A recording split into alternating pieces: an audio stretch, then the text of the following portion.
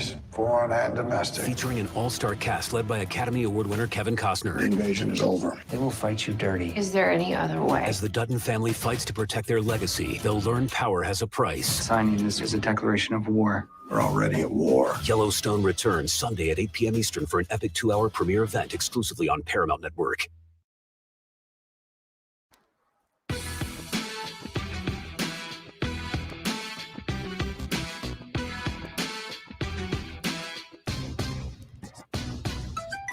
And within a blink of an eye, the weekend has come and gone, and we are off and rolling here on a Monday. Welcome in, everybody. It is the Justin Kinner Show with Kev Nash, live here on Dayton's ESPN radio station, 1410 Wing AM. Mr. Kev Nash, welcome in. Happy Monday. What up, dog?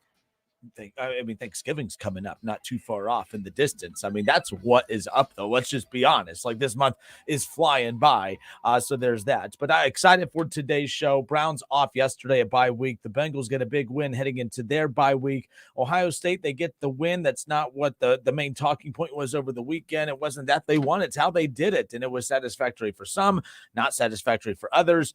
It's the college football playoff rankings came out last week. Busy weekend in college football. Probably three major headline games that we'll talk about, of course, and what the results mean for what to expect tomorrow night when those results, when the new rankings come out. But a lot to get into today. The college basketball season tips off tonight, Kev.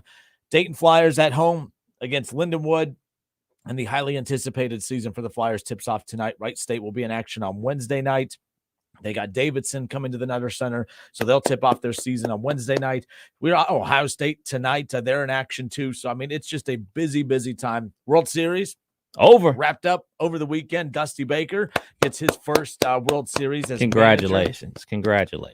This morning, you talk about, I don't know if he's going to stick around or not. If I'm him, I am. I don't know. I don't think there is a current dynasty in sports right now. Do you? Outside of Alabama football? Outside of Alabama football, is there a dynasty in sports right now? No. I don't think so either. Right now, the Houston Astros might be the closest thing. They've been to five straight American League title games, and obviously back to another World Series. They finally get another one, their second one in the last 7 years. So I'd say that's as close to a dynasty as we have in modern day sports right now. But nonetheless, all right. Dusty Baker is a young 73 years old. I say if you're still having a good time at it, continue to do it. I'd say give it a good 2 more years. I mean, that roster's young. They have a good opportunity. I mean, they're in good shape right now. Let's see. So Dennis says, so a win over Rutgers is a statement. Dennis, you done ticked me off over the weekend with your little name calling. So we can get off to that coming up here in just a moment. But, boy. Nonetheless, let's see. Scott Campbell on YouTube says, 143 days until opening day. Where are you going to go? He puts hashtag where are you going to go? I'll tell you where you can go. About Reds Fest on December 3rd. That's where we're going to be. The return of the Neil. Hey, the Neil's coming to town. We're going to be live at Reds Fest on December 3rd from 11 a.m. to 1 p.m. at the Duke Energy Convention Center. So pretty jacked about that. Say what you will about being frustrated with the Cincinnati Reds, but let's just be clear. Okay, let's just be clear. If you have to put a spin on anything, the bottom line is the fun part of rebuilds is getting to kind of know these new young players. And right now with Hunter Green and Nick Lodolo, Graham Ashcraft, Jonathan India, Tyler Stevenson, yes, I know I go to the same song and handbook every single time, but that's the reality of where we're at. So while y'all continue to want to be negative and just complain all the time, I'm going to have fun with this, and I'm looking forward to Reds Fest coming up. We got passes we'll be giving away only to those who know how to say positive things. If you're going to be negative, I'm giving those passes to you. I don't know how, so there's that. All right, Kev, speaking of being negative, I'm Mr. Negative, okay? I tell people this. We talked about this on Friday. Someone brought up a good point, how tough it is to be a Buckeye fan sometimes or a college football fan in general. I forgot who it was, but they messaged into the show saying that they would much rather, they love the NFL way more because every week there are close games, there are good games, they get to watch their team, actually earn their spot to get in the playoff. Not that Ohio State doesn't, but they get bored with watching their team just blow out opponents, and it's just not the same. And we talked about that, how, sometimes, how much you have to love Ohio State to tune in every single week. You tune in every single season to maybe be entertained twice. Let's just be clear. A 12-game regular season, a Big Ten title game, and hopefully 2 playoff games, a semifinal and a national championship. 14 games, you get entertained for maybe 5 of them if you are lucky. Now, some of that's the Big Ten's fault. I get that. That's not all on Ohio State. I'm not even really blaming Ohio State. But the point is, these games are not good. They're not close. They're not interesting. Outside of Ohio State, the last game that was interesting to me was Ohio State and, well, obviously Penn State. That game wasn't terrible. That showed resistance there. But the Notre Dame build, that was the last time. There is no team on this year's schedule outside of Notre Dame and Penn State and that team up north coming up that deserves the build to a game that, oh, man, we're in trouble. We're in trouble, right? Nobody looked at Northwestern and said, oh, my goodness, we might be in trouble. And, Kev, I didn't really think I was being that negative over the weekend. I think I was being very fair in my assessment as far as pointing out that at the end of the day, you are the number freaking 2 team in the country. And if you want to talk about the great equalizers in life, yes, wind could be an element of weather that takes away your strength as a team being a passing team. But when you are the Ohio State University, when you trademark stupid things like the, and you put that in front of the number 2 in front of your team, okay, that the gap between Ohio State, the Ohio State University, the number 2 team in the country, and Northwestern, the gap between the two, it's a lot of 4s and 5 stars, folks. It is not wind. That is not the gap between the two programs. The wind is not a great equalizer. It is an element that does have an impact on the game, and it takes away the one thing of Ohio State's game that makes them so explosive, yes. But if we're talking about like Ohio State versus Michigan in a big-time matchup and the wind plays a factor, we could talk about that. We could talk about that. But to me, you can't sit here and say that, oh, man, the wind is what makes Northwestern an equal to Ohio State. You just cannot. Because at that point, it comes down to bigger, faster, stronger. Bigger, faster, stronger. Not better passer, not finesse wide receivers, bigger, faster, stronger. That's Ohio State, right? Not Northwestern, who is 1-7, now 1-8. I don't care how negative some of y'all viewed me to be over the weekend. The bottom line is this is not a cult. I'm allowed to actually criticize the team that I follow. It doesn't make me a non-fan because I was critical of a team that I look at and say, hey, I think they should be a national championship contender. You know what national championship contenders don't do? They don't give up 200-plus yards rushing to 1-8 North freaking Western. Y'all could spin it how you want. You could be Mr. Bumper Sticker. Oh, the sun will come out tomorrow and all this stuff. That's fantastic. That's fantastic. But all I'm saying is it's still Northwestern. And I know this. I am very fair with my assessment of things, because if Alabama played Northwestern and they gave up 200 yards rushing to Northwestern, I'd be criticizing that. If any other team that was in a national, if Georgia did that, if any other team that was in a national championship contending window had done what Ohio State did this past Saturday, I would be all over them. Well, everyone's focused on, again, by the way, Mayan Williams, 111 yards in Ohio State's 21-7 win over Northwestern. They did run the football, 26 carries to Mayan Williams, rushed for 111 yards in the touchdown, and he did solid.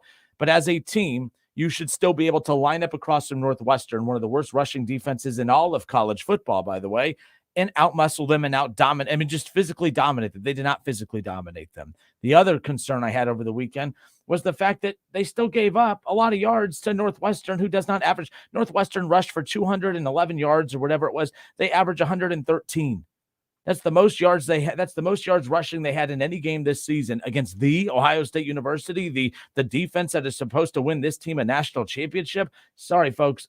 Maybe I am being critical, but how or whatever Sullivan, whatever the quarterback's name is for Northwestern, continue to break tackles, escape tackles, and run down the field and pick up key first downs late in that game. Yes, Ohio State was able to get that third touchdown to make it 21-7. But, folks, we are literally sitting here trying to talk about, man, why a 21-7 win over Northwestern was a good win over the weekend. The only positive spin you could put on it is that win keeps Ohio State undefeated and keeps them fighting into the next week. That I agree with you on. But when I watched games like Northwestern, I'm not watching them as far as how they match up with Northwestern. I'm watching them saying, man, if Northwestern can run the ball on the ground for 200-plus yards against Ohio State's vastly improved defense, what's Georgia going to do? What's that team up north going to do? Because the one thing I find ourselves questioning about this team is, this goes back to Kev's point from a few weeks ago that I was wrong on, the toughness element. Ohio State doesn't appear to be tough in the areas that you need to be tough in. And that is, of course, in the run game, that is in the offensive line, and even defensively at times. They came out big on some key third downs, but Northwestern's not a good football team. There shouldn't even come down to some of those key third down stops that they even got to in the first place. Just very strange to me. Look, the wind, we could talk about that. I didn't criticize C.J. Stroud. I didn't criticize him. Everyone that ripped me on social media, I didn't rip the pass game. I didn't rip C.J. Stroud because I was very well aware that the wind was taking away the pass game. Everything else, though, was still no excuse. On a windy day, the gap between Ohio State, the number 2 team in the country, and 1-8 Northwestern, the gap between the two is not wind. You will not convince me of that. I don't know where you're at. In fact, I didn't see one social media post from you. We didn't text one time over the weekend. So I have no clue what your takeaway is on this game. But the one thing I'm saying is it's okay to say it's a good win. It's okay to say that a win's a win and all that stuff. But I'm just critiquing this game and this game as a whole. We as Buckeye fans, if we watched Georgia do this to Northwestern, we would not let it slide by. And I'm not letting Ohio State fans slide by either. Who's saying this was okay? Oh, my. Ooh. Kev, I think you probably took me off Facebook. You need to go follow the Justin Kidder Show on Facebook. You know me on the weekends. I try to take a break from social media. So who thinks this is okay? This was not okay. This was not up to standard for Ohio State. And you know who knows it's not up to standard for Ohio State? Every player that plays for Ohio State, every former player that has played for Ohio State, every coach in that locker room knows they didn't play up to snuff. And this is the most alarming part. I'm not even really tripping about the defense giving up rushing yards because that was going to be the game that they were going to do. Northwestern, they were going to shorten the clock and everything. The problem is we can't run the ball. We can't run the ball traditionally style running the ball, hand it off to a running back and him run downhill. This is 3 games in a row. I don't really care that Mayan Williams went over 100 yards. The amount of carries that it took him to get over 100 yards, the fact that at one point he was averaging half a yard per carry is quite alarming. And this will tell you how much they can't run the ball. They went zone read. They haven't went zone read with the quarterback running the ball since Justin Fields was there. CJ Stroud does not run the ball. CJ Stroud can run the ball, but they don't run him. But guess what they had to do to make sure they were able to move the ball? They had to run him. They had to run him on a quarterback sweep. They had to run him on a zone read. And I know they were trying to save that for that team up north game. I know that because they saved it for last year. They don't run him until they absolutely had to. And the fact that you had to pull out this quote unquote, I won't call it a trick or a scheme, that they had to pull out something that they've been saving for later in the season in the game versus Northwestern, who has not won a game in the United States in over 12 months, is a problem. That is a problem for me that Ohio State is not being able to run the ball. Nobody's going to be able to throw the ball in 80-mile-an-hour winds. You can have the strongest arm on earth. You can have Dan Marino and Jamarcus Russell's arm on you. You're not going to be able to throw the ball. We are a passing team. I guess we all can just finally realize and say, okay, Ohio State's a passing team. But passing teams still are able to run the ball and run the ball effectively. We are not able to run the ball effectively right now. And that, for me, is the most alarming thing. And that, for me, screams that, hey, man, the tackles play good for Ohio State. The guys in the middle, the 2 guards in the center, they are not playing up to snuff because they can't run in between the tackles at all. Every run play that they hit is to the outside. You have to be physical at the line of scrimmage. So this is the first time I'm going to jump out there and say we're in trouble of winning the national championship, because the physicality that team of North plays with, the physicality that Georgia plays with, those are the teams that we have to get through to win the Natty. You can't get to the Big Ten championship game without beating that team up north. And when you get to the Big Ten championship game and win it potentially and get to the college football playoff, if you are matched up against Tennessee, I believe Ohio State will be able to run the ball on Tennessee. Tennessee's not a very good run defense, but you know who is a run defense and who is a good defense? No, they're not the defense that they were last year. Georgia shut down Tennessee's offense. They shut them down offensively on the ground and in the air. And us being Ohio State fans, we love to look big picture. We can't really look week to week because we're so powerful and we're so strong. That is a major problem. And this is the bigger problem. This isn't fixable. You can't fix this because we are 11 weeks into the season. You are who you are. It's mid-November now. We're heading into mid-November. Yeah, there isn't a lineup change that's going to fix this. This isn't a situation where oh man, our so-and-so All-American blah, blah, blah guard or tackle or center is going to be healthy because he's been dealing with an elbow or a knee and he'll be fine and that'll fix everything. No, this is what it is. And this offensive line has started every single game this season. So you can dial back all the way to week 1 where we can just, man, they're still gelling. Nope, they weren't able to run it well in week 1. They haven't been able to run it well against Iowa. They weren't, and you chalked it up to, man, they're coming off a bye week. Then you weren't able to run it well against Penn State. I'm like, well, Penn State's got a good defense. Now you're not able to run it good against Northwestern. This is signs for concern. You weren't able to physically dominate a team that you're supposed to be able to physically dominate, and that's alarming. That's highly alarming. Now, I know in the college football playoff and the Big Ten championship game is indoors, so you'll be able to throw it all over the lot because you won't have to deal with the elements. And then you'll go to the college football playoff, hopefully, and those games will be in great climates, and you'll be able to throw the ball over the lot. But guess what? Guess what you can't predict? What the weather's going to be that Saturday after Thanksgiving. We saw what the weather was like the Saturday after Thanksgiving last year. A little bit of snow, and we weren't able to pass the ball all over the lot. We weren't able to run. The more physical team beat us fair and square. So now is the first time I'm going to jump out the window and say, hey, we are in trouble of not only not making the college football playoff, but not even making the Big Ten championship game because we at the offensive line are not physical enough. It's the Justin Kinner Show with Kev Nash live here on Dayton's ESPN radio station, 1410 Wing AM. I mean, my goodness, Kev, I got torched over the weekend. I said the number 2, it was after in the post game. The number 2 Buckeyes escape with a 21-7 victory over 1-8 Northwestern. And I got lit up. Well, I mean, we'll start with the guy who's not even a fan of Ohio State. That was just, you would think that he bleeds scarlet and gray. It was Mr. Shaw. He goes, escape. The rain and wind took the throw away from the Buckeyes. They adjusted and won the game. They won the game by 14. Ohio State won't even fall in the rankings. Big time overreaction. And me and him continue to go at it. Others, apparently everyone loves Shaw over the weekend because everyone piled in because people want to be told that everything's going to be okay. And I'm not that guy. I'm not going to tell you everything's going to be okay when things aren't okay. And I don't think it's that much of an overreaction. All my point was the game happened. I'm reacting to that game. I react to that game because any deficiencies within that game against a weak opponent, if those deficiencies are putting up resistance towards your dominance of a bad team, then you're screwed when you run. If those same type of deficiencies show up here in a couple weeks against that team up north, it's not just going to be a repeat of last year, Kev. Michigan's going to run them. They're going to run all over them. Like these are the concerns I have. I was very cocky and arrogant when it came to this Buckeye team about a month ago. I said they are the clear-cut number 1 team in the country. We saw deficiencies from Georgia, Tennessee, and Ohio State are the same. I'm going to give the tie goes to the team that's kind of been here more, and that's the Buckeyes. So I was all about Ohio State. No concerns. I was as cocky as it could be. Right now, I'm not cocky. I am very concerned because at some point, it can't just be we're the Ohio State University. We have so many running backs. We have so many offensive linemen. We have so many defenders. We have so many this. But then all of a sudden, injuries to our running backs. Stop it. Stop it with that. Yes, that bell, I thought, it was insane over the weekend, the amount of people that kept just trying to use the blanketed, the wind. So when you hear the wind, your reaction is what? So it's 80 mile an hour wind. No doubt about it. Mayan Williams is coming off an injury. Then Travion Henderson is not playing because of injury.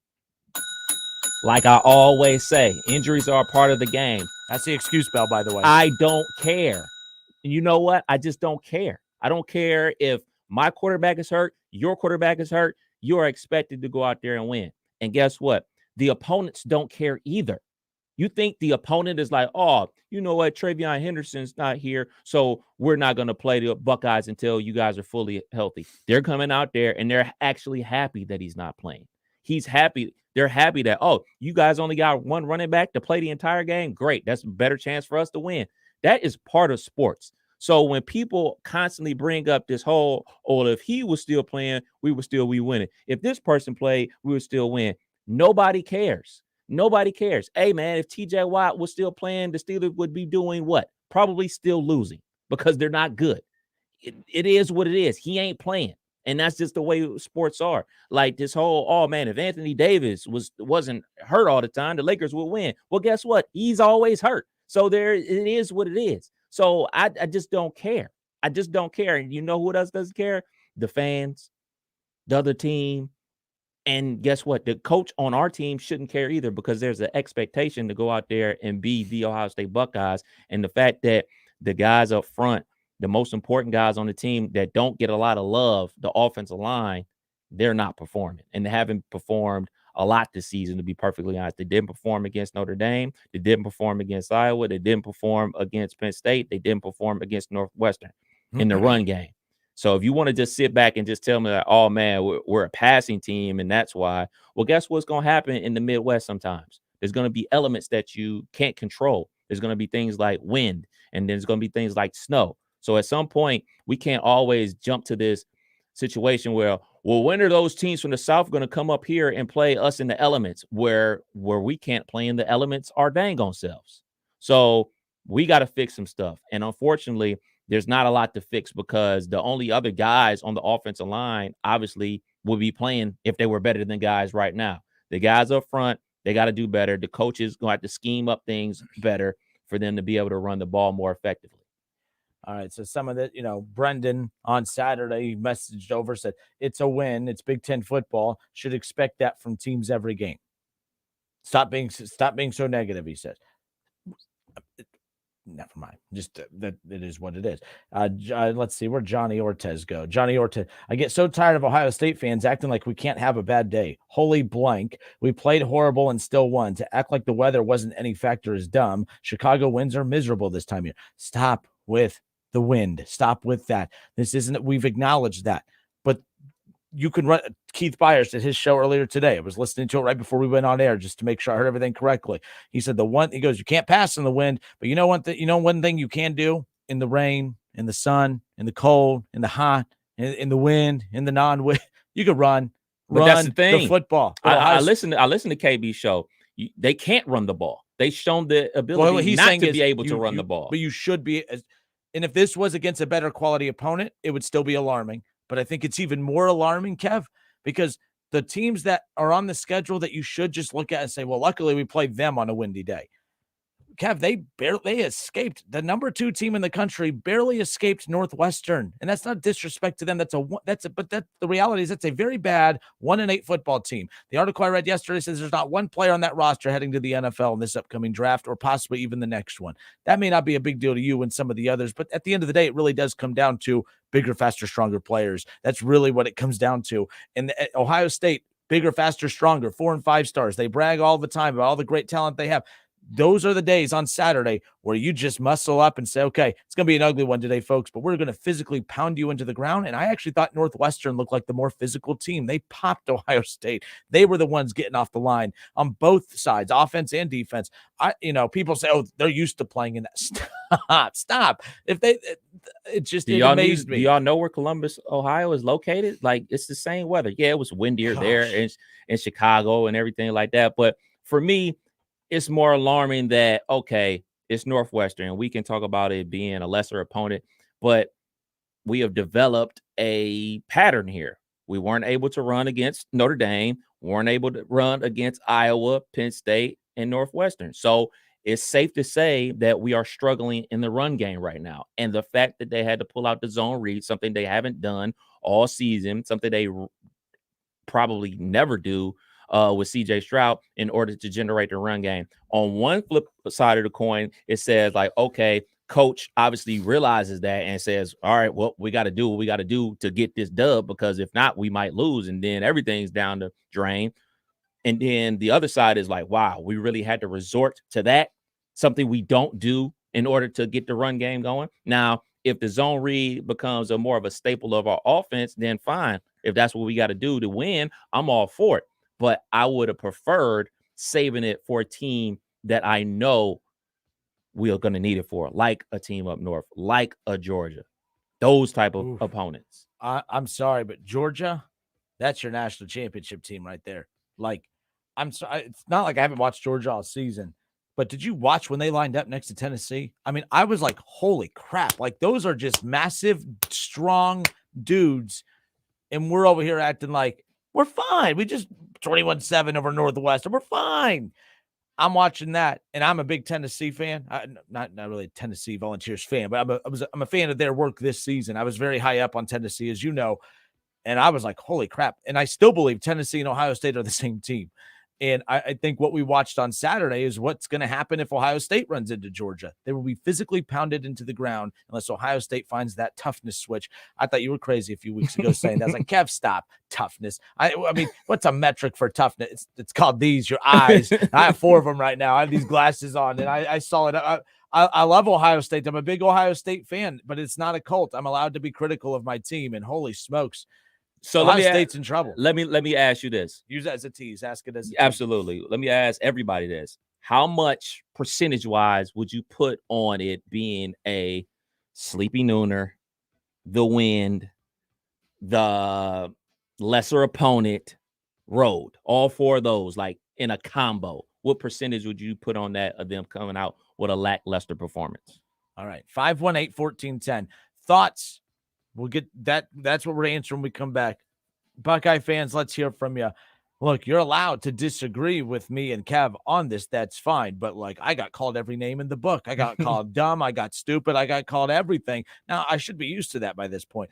But I couldn't believe, Kev, there are times where I'm like in shock. And I was just numb sitting down watching the game. I'm like, how am I crazy? Am I the dumb one for saying that, holy crap, we are the number 2 team in the country and we can't run against 1-7 Northwestern?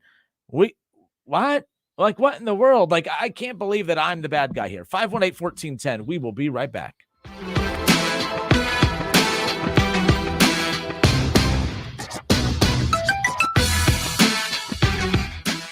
Listen, stream, watch. It's the Justin Kinner Show with Kev Nash, right here on Dayton's ESPN Radio, 1410 Wing AM. ESPN 1410 Wing AM weather. The mid-afternoon and early evening will be clear and sunny, a high near 65. Tonight's going to be partly cloudy, a low near 40. And tomorrow's going to be partly cloudy, a high near 60. I'm Pete Spivak for 1410 ESPN Radio. Hi, I'm Coach Jim Place, and I'm proud to support Tony Shane for Montgomery County Common Pleas Court Judge. I've known Tony and his wife Annie for a long time. Something that makes Tony and the great Annie so special is they are a team. They truly care about the citizens of Montgomery County. They were born here, they're raising their family here, and the citizens of Montgomery County are something they care very deeply about. That's why on November 8th, I'm voting for Tony Shane for Montgomery County Common Pleas Court Judge. Paid for by citizens to elect Shane. Hey, Buckeye fans, as the official wing sponsor of your Ohio State Buckeyes, Roosters is giving away 12 trips for 2 to this year's Buckeye Bowl game. Each trip comes complete with airfare, hotel, gift bag, and 2 tickets to the big game. 1 bowl prize winner chosen each week, along with other cool Roosters weekly prizes. So register every week at roosterswings.com. Roosters, a fun, casual joint, and the official wing sponsor of Ohio State Athletics. Official contest rules at roosterswings.com. Hi, this is Eddie Sorrell, Body Shop Manager at Germain Honda of Beaver Creek. Our technicians have over 125 years of total experience. That means we can repair your vehicle correctly and efficiently. So when you need a dependable body shop, we're here. And we repair all makes and models with new state-of-the-art equipment to get you back on the road quickly. Plus, we offer loaner cars during service and free estimates. Stop by and see us. Germain Honda of Beaver Creek, State Route 35, just east of 675 between Xenia and Beaver Creek. Cordell Transportation is now hiring Class A CDL drivers. Excellent pay, benefits, and a $5,000 sign-on bonus. Apply today. Online at CordellTransportation.com. Driven to succeed. Need a U.S. passport? We can help. Hi, this is Mike Foley, your Montgomery County Clerk of Courts. Visit one of our convenient auto title locations in Huber Heights, Clayton, downtown, Moraine, and Centerville. Make us your first destination before you travel abroad. No appointments ever needed. We do passports.com for more info. Attention! If you owe money to the IRS, this is an urgent message. The IRS is cracking down by sending out heart-stopping letters, aggressively garnishing paychecks, seizing bank accounts, and putting liens on homes and businesses. They call it enforced compliance, and you better watch out because penalties and interest on unpaid taxes compound daily, making it seem impossible to ever get out of debt. Don't let the tax debt destroy your life. You need to call Optima Tax Relief, the #1 tax resolution firm. They're experts in the Fresh Start Initiative, one of the biggest breaks that the IRS has ever offered. If you qualify, you could save thousands. Optima's resolved over $1 billion of tax debt for their clients. A+ rated with the Better Business Bureau, they'll fight to get you the best deal possible. Call Optima now for a free consultation. Call 800-343-6460. 800-343-6460. 800-343-6460. Optima Tax Relief. Some restrictions apply. For complete details, please visit OptimaTaxRelief.com. With Discover, you can redeem your rewards for cash in any amount at any time. Learn more at discover.com/redeem rewards. Terms apply. The Justin Kinner Show with Kev Nash. Presented by Brad Mays with Home Experts Realty. Weekdays at 3 p.m. on 1410 ESPN Radio.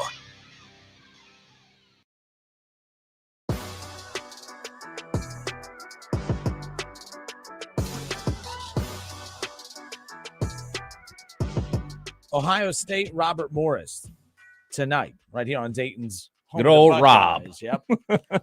7 o'clock, the tip-off right here on 1410 ESPN Radio. College basketball tipping off across the country today. How about that? The Dayton Flyers also going to be in action. They have Lindenwood in town. Like, I don't like that's a crap opponent, but nonetheless, in college basketball, you have bad opponents on the schedule all the time. This is the non-con. These are those bye games. These are those games that last year really were I know these games don't matter, and I don't think that this is going to be a repeat of last year for UD, not even a little bit. However, we say these games don't matter, but these bye games were the difference between UD being an at-large team last year and, playing in the NIT.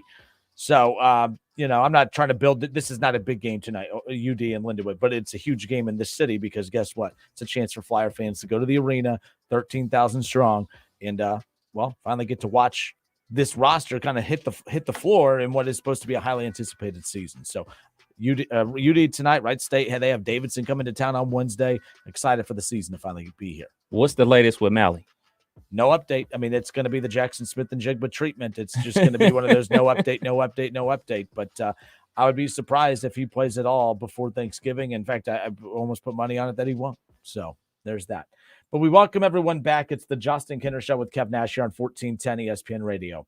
Ohio State 21-7 over Northwestern over the weekend. Ohio State was the number 2 team in the country when the first college football playoff poll came out last week. They remain the number 2 team in the country now with the AP poll coming out.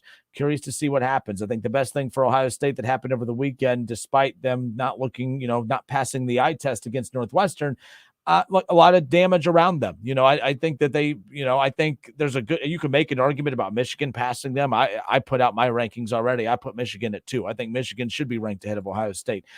Michigan is at least playing consistent every single week, and they play to their strengths, and they are not the most aesthetically pleasing team, but they play to their run game. They play to their hard-nosed, hard-hitting defense, and you know what you get with them. We know what we're supposed to get with Ohio State, and we're not getting that right now, and that's what's frustrating. So I see a lot of this. I want to make sure I'm clicking on the right ones here. Billy Wright said Georgia beat Kent State by 17 at home. Just saying, but yes, OSU looked like absolute garbage. But I see a lot of people keep bringing up, well, Georgia looked like this against Kent State, and they look like this against Missouri, and blah, blah, blah. Billy, first of all, Billy was one of the people that actually was not talking all crazy on the Facebook page today. But to his point right there, Billy, where I'll counter that is I don't care what they did in September right now. This is the point of the season where you're supposed to be clicking on all cylinders. November separates they separate the contenders from the pretenders. I'm not saying Ohio State's a pretender, but they're not convincing me that they are a legitimate championship contender. They're a playoff contender right now, but man, what I saw from Georgia on Saturday and what I saw from Ohio State on Saturday, I think it's going to be, if you go back, Buckeye fans, if you want to know what happens in Georgia versus Ohio State, just go back and rewatch Tennessee, Georgia, because that's exactly what's going to happen if Ohio State is going to continue to go down this road that they're going down right now. I'm not anti-Buckeye. I'm not a hater. I'm just being a realist right now. If you think that wind is why they couldn't run the football, if you think wind is why they couldn't stop Northwestern from running the football, Northwestern rushes the ball for 113 yards a game. They doubled that against Ohio State's defense, and it wasn't just because they ran the ball a lot. They still, by the way, keep in mind, they were still on average that's about how many attempts they had on the season. They were at their season average on Saturday. It's not like they had a surplus of carries on the season that they didn't have in previous weeks. So that's where it's like, I know everyone's talking about the run game, Kev, and the toughness, but the toughness comes into play on the defensive side of the ball. People just make it too generic. Well, they only gave up 7 points. Right. Yes, they gave up 7 points to Northwestern, but they also gave up 200 plus. Northwestern had more total yards in the game than Ohio State, Kev. That's what's insane to me. I know we're talking about the lack of a run game, but it's the fact that Northwestern had more total yards in a game than an offense with C.J. Stroud, Marvin Harrison Jr., and all that stuff. I know the run game or the pass game was taken away, but when it came down to, all right, run game versus run game, you mean to tell me Northwestern is on the same playing field as the Ohio State? That's where you lose me, and I'm not going to support that. I won't even back it or pretend to back it. So, yeah. The guys playing got to step up. The offensive line has to step up, and the coaches have to step up as well. It's not as simple as, I'm bigger and faster and stronger than you. I'm going to push you. So we're just going to do that. There's angles that work in offensive line play. That's why you have these pulling guards and you have all these counter traps and everything like that.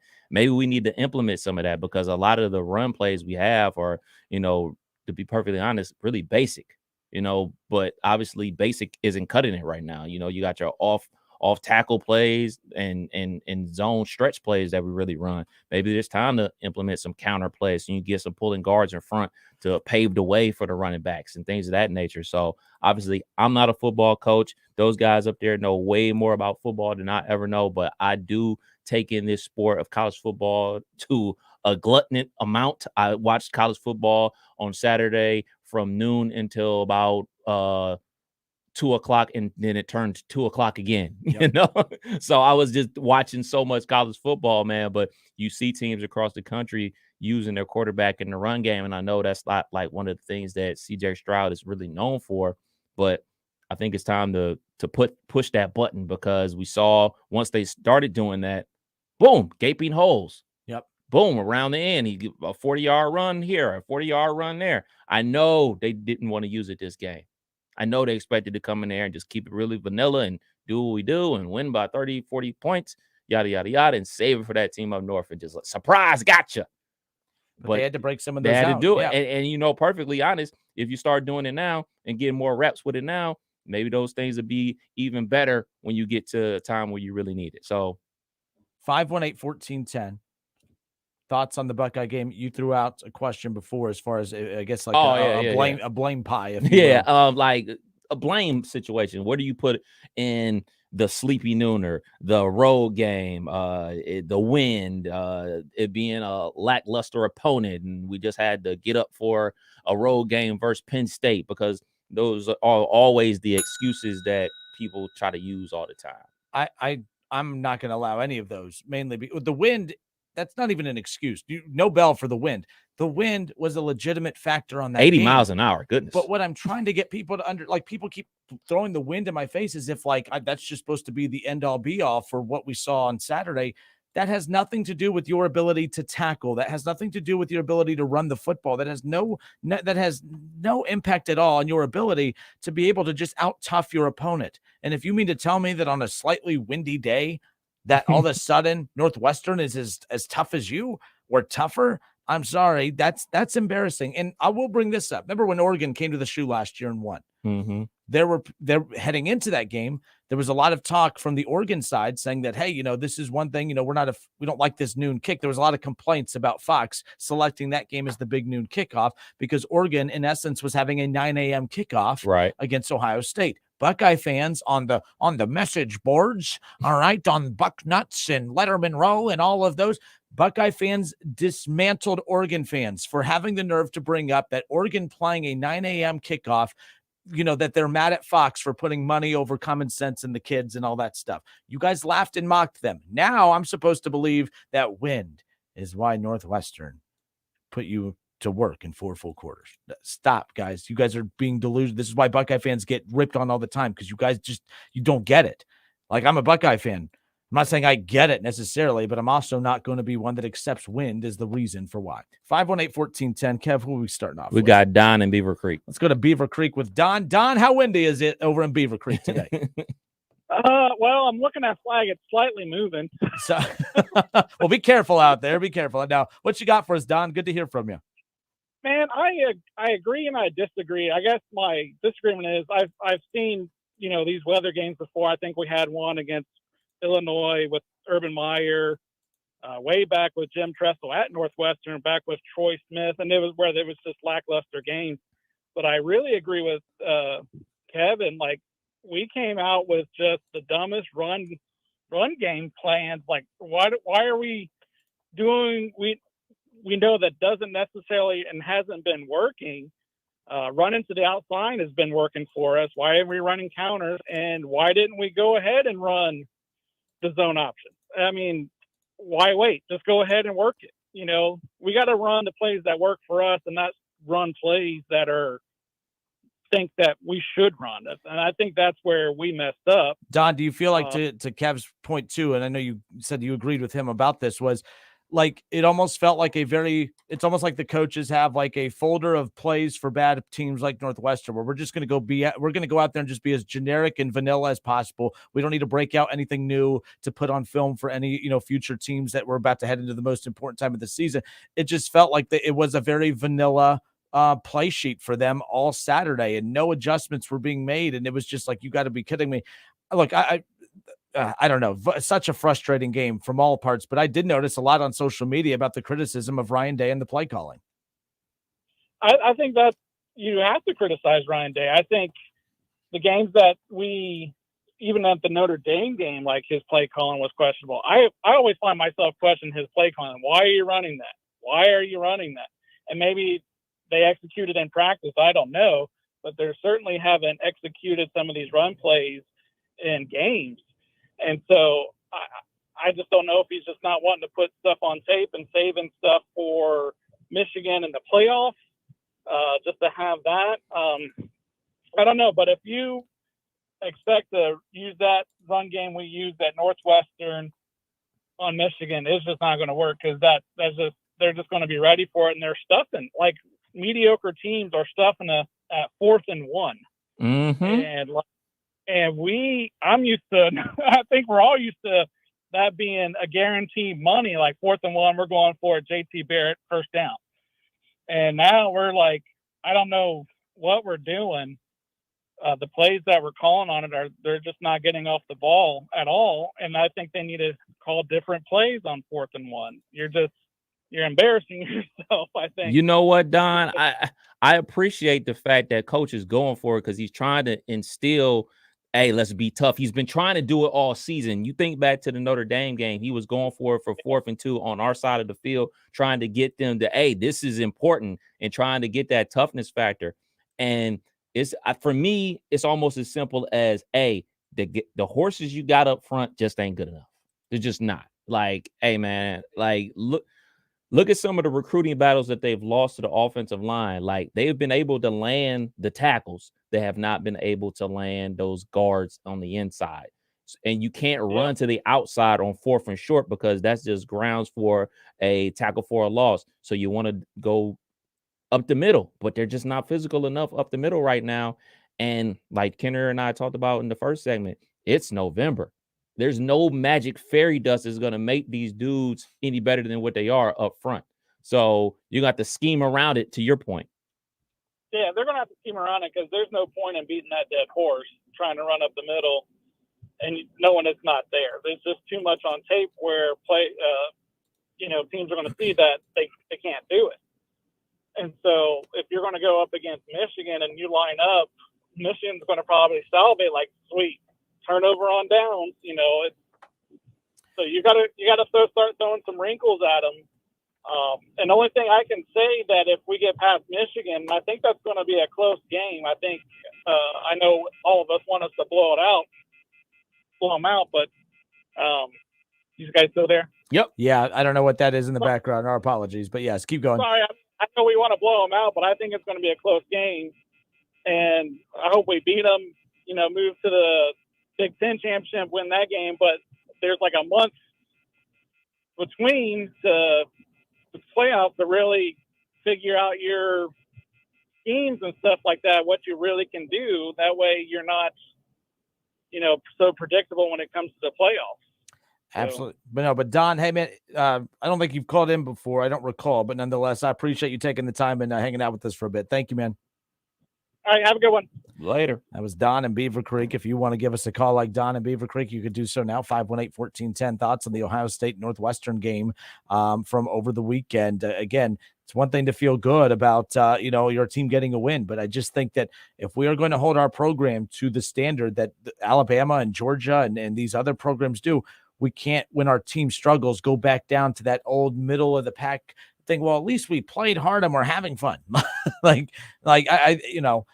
Ryan Day did not put this roster together. So, for instance, Doug Toby, just messaged into the show saying something along the lines of, how about the positives, 70 games in a row over 21 points. When you were Ohio State with Ryan Day and quarterbacks like that go from Justin Fields to CJ Stroud, and you've had Dwayne Haskins in the mix and all these guys, when you have quarterbacks like that, when you are built this way, I'm not being mean, Doug, but I don't care about 70 straight games of 21 points or more. Like, that's what when I show up for work and I'm on time, my boss doesn't say, hey, good job being on time for work today. The only time my boss talks to me is if I don't show up on time for work. You don't get patted on the back for doing what you're supposed to. And when you are Ryan Day and you are the Ohio State University, you better score more than 20 points every single game. That should just be the expectation. I'm not trying. Look, I don't need to be positive today. Today's important because this is about what's going to keep Ohio State from doing what Kev guaranteed before the season. Yes. And that was winning a national championship. So there is that, nonetheless. All right, 518-1410. Kev, who we got next? It's the win. Yeah. Dennis, line 4. All right, let's go to Dennis. Dennis, how are you, sir? Welcome. Dennis, you there? All right, 518-1410. Let's go to Fairborn with Steve. Steve, you are up, sir. Yeah, guys, I agree with a lot of what you're saying. I mean, I kind of think that we are in trouble. I mean, when you get beat, to me, it looked like we got beat on both sides of the You're ball. either checking out you're either checking out at Kroger or you're in the hospital. What is that beeping noise in the background? Well, I put money in so I could go buy lottery tickets tonight, man. Yes, sir. I'm glad you're buying lottery tickets and at the store. I thought that was like you were in the hospital or something. I'm like, what is that in the background? No, go back to your you point. never know. It only takes once, Exactly. But yeah, I thought we looked awful. I mean, at what point in time did you guys think that we actually solidified that win? To me, it wasn't until it was almost over. I mean, at halftime, I thought we were going to lose the game. I don't know what you guys thought. We just looked that bad. Well, I will say that I didn't think we were going to lose the game, mainly because Ohio State's the kind of team that when they're going to get beat by a bad team, I know this sounds goofy, but they get blown out.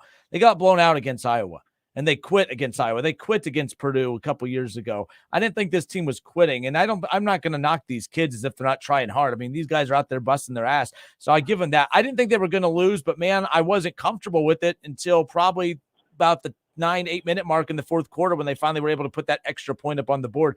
They were up 14-7. It felt like a bigger lead than just 7. But my goodness, Ohio State, they just made that way more uncomfortable than it needed to be.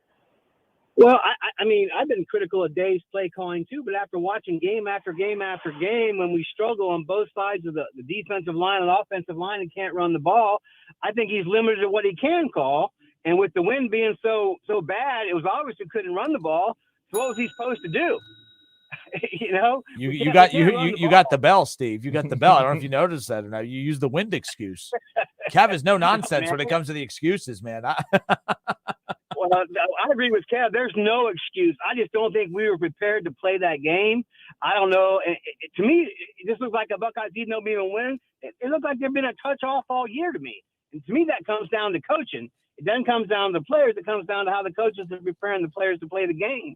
But I'm glad you said that, Steve. Let me ask you this. How much of it, because this season does feel like one of those, like an NBA team almost. Like they're just doing what they got to do to get to the playoffs. Like 15, remember 2015? Kind of has that vibe to it too. That vibe of just get us to the playoffs and then we'll turn it on. That's not how it works. That's not how this thing works, man, because guess what ended up happening to you?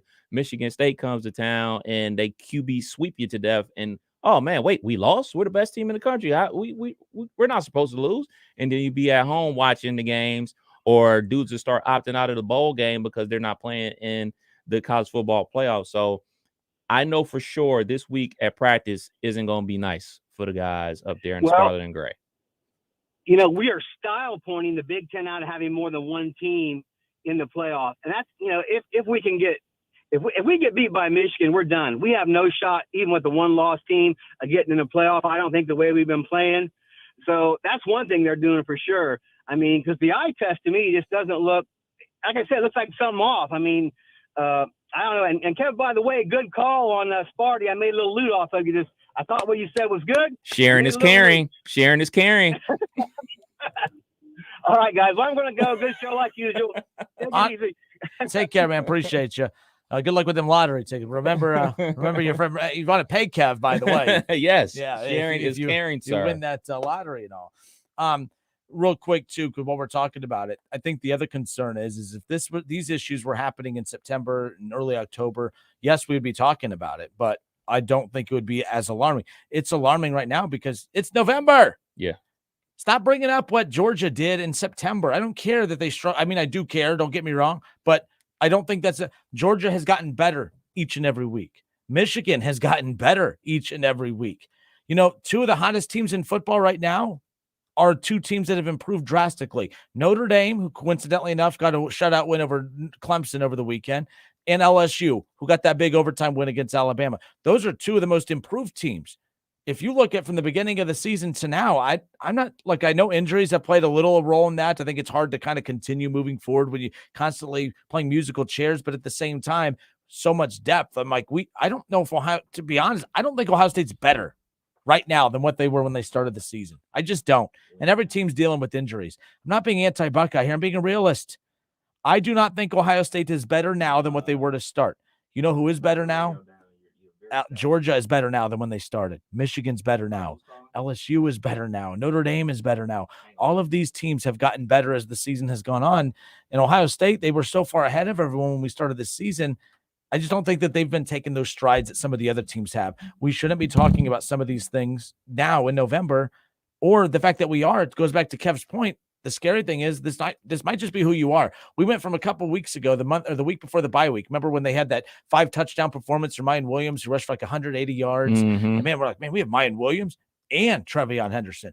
We can pass if we need to. I remember like an idiot, was like, man, we don't need the pass game. We can get to the playoff on the run game alone, or we don't need the run game. We can get there on the pass game alone. We're learning quickly that this run game is not as good as we thought, and there are ways to slow down Ohio State's pass game if needed.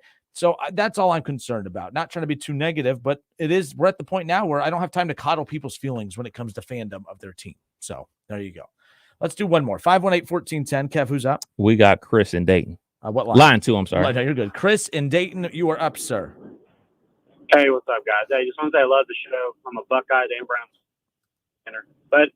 But repeat that. You cut out, and I think that was a very important line you just said. Repeat that one more time.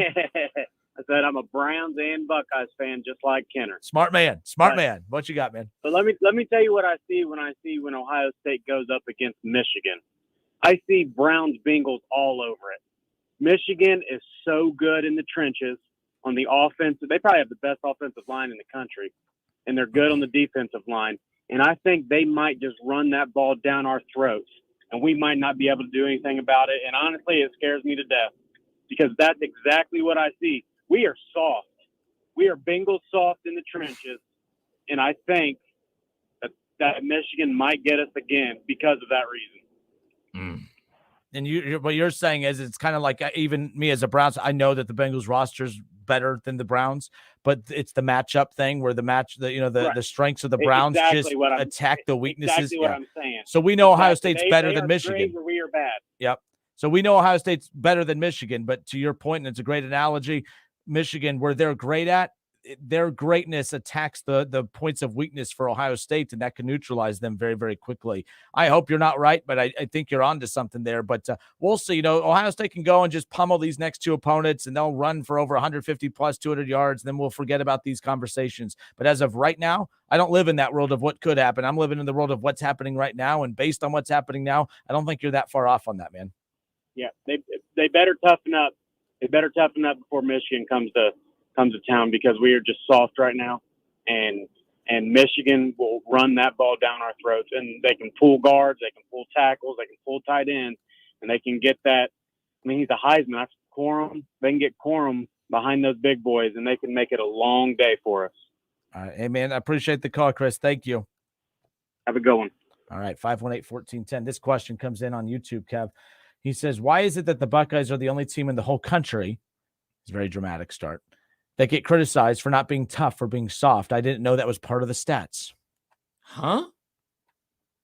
Well, one, you live in the state of Ohio. So I'm pretty sure that everybody that lives in the state of Ohio watches the Ohio State Buckeyes with a keen eye more than they're watching, UCLA. They're not living and dying with everything that UCLA does. and they're not digging into UCLA's recruiting and watching how the guys are playing.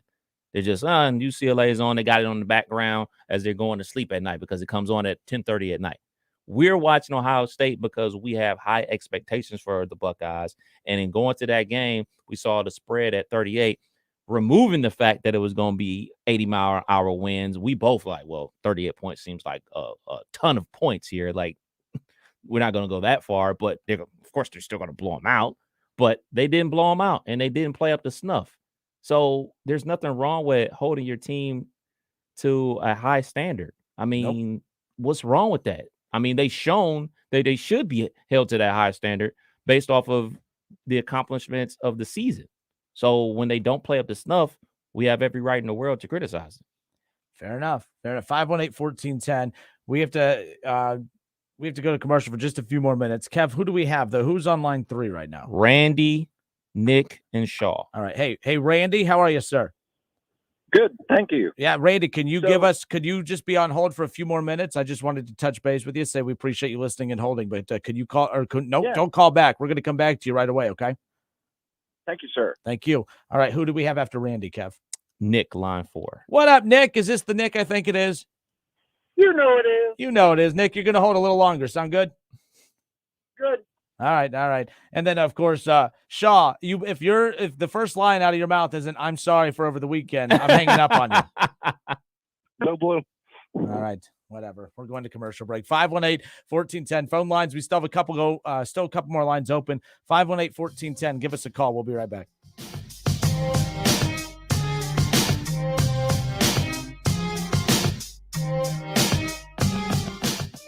The Justin Kinner Show with Kev Nash. Presented by Brad Mays with Home Experts Realty. Weekdays at 3 p.m. on 1410 ESPN Radio.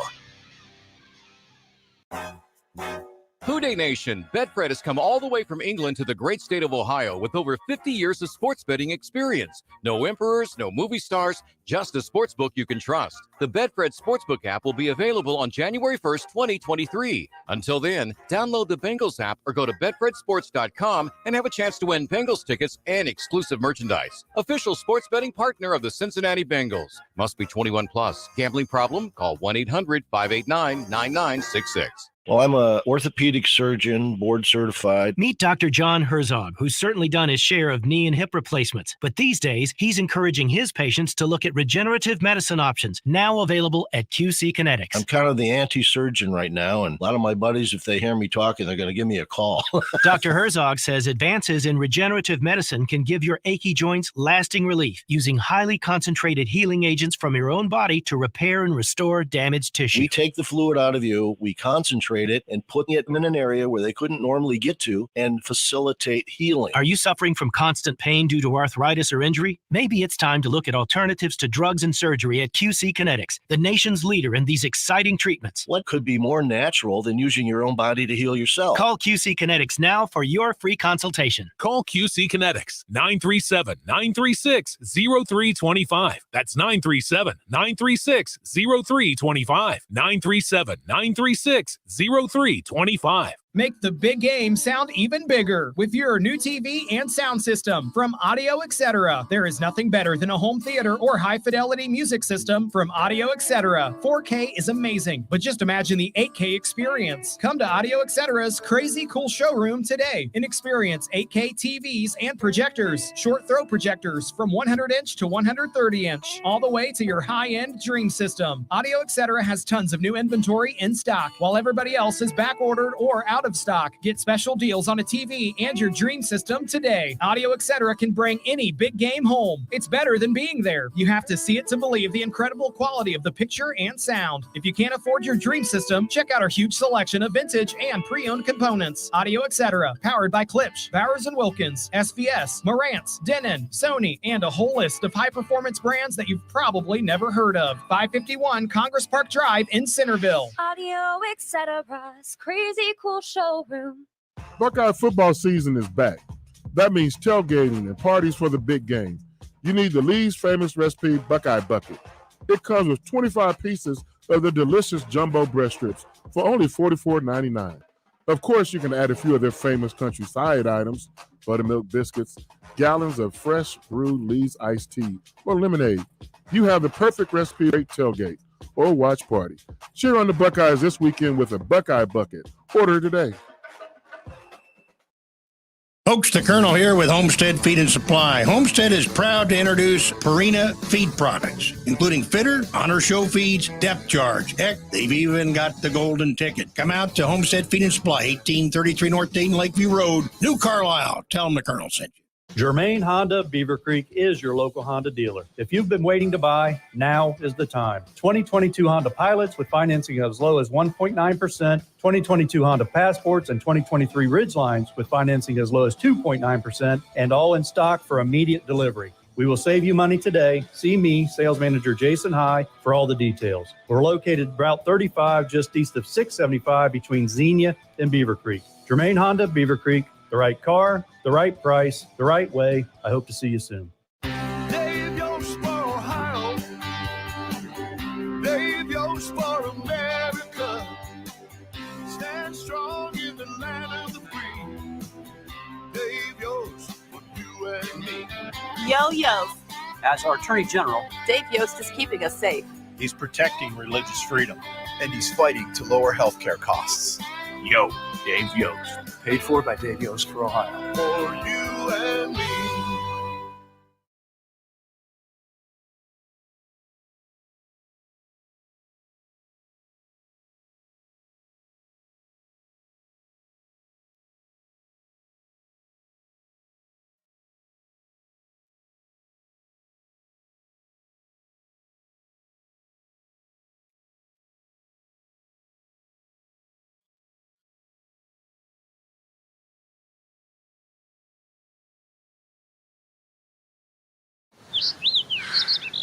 This view was worth a hike. Right? And it's a good way to stay on top of my health. Yes, I'm Cologuard, a prescription colon cancer screening option for people 45 plus at average risk. Have you screened for colon cancer? Not yet. Don't wait. It's more treatable when caught in early stages. Tell me more. Cologuard is non-invasive and it's used at home. It detects altered DNA in your stool to find 92% of colon cancers. 92%?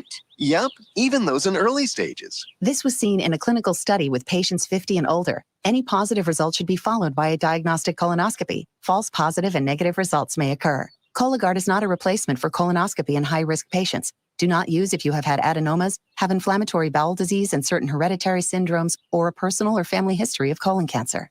Most insured patients pay $0. Ask your provider or an online prescriber if Cologuard is right for you, or visit Cologuard.com. I'm in.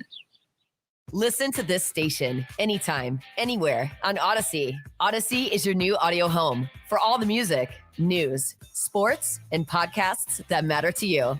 Odyssey. That's AUDACY. With Discover, you can redeem your rewards for cash in any amount at any time. Learn more at discover.com/redeem rewards. Terms apply.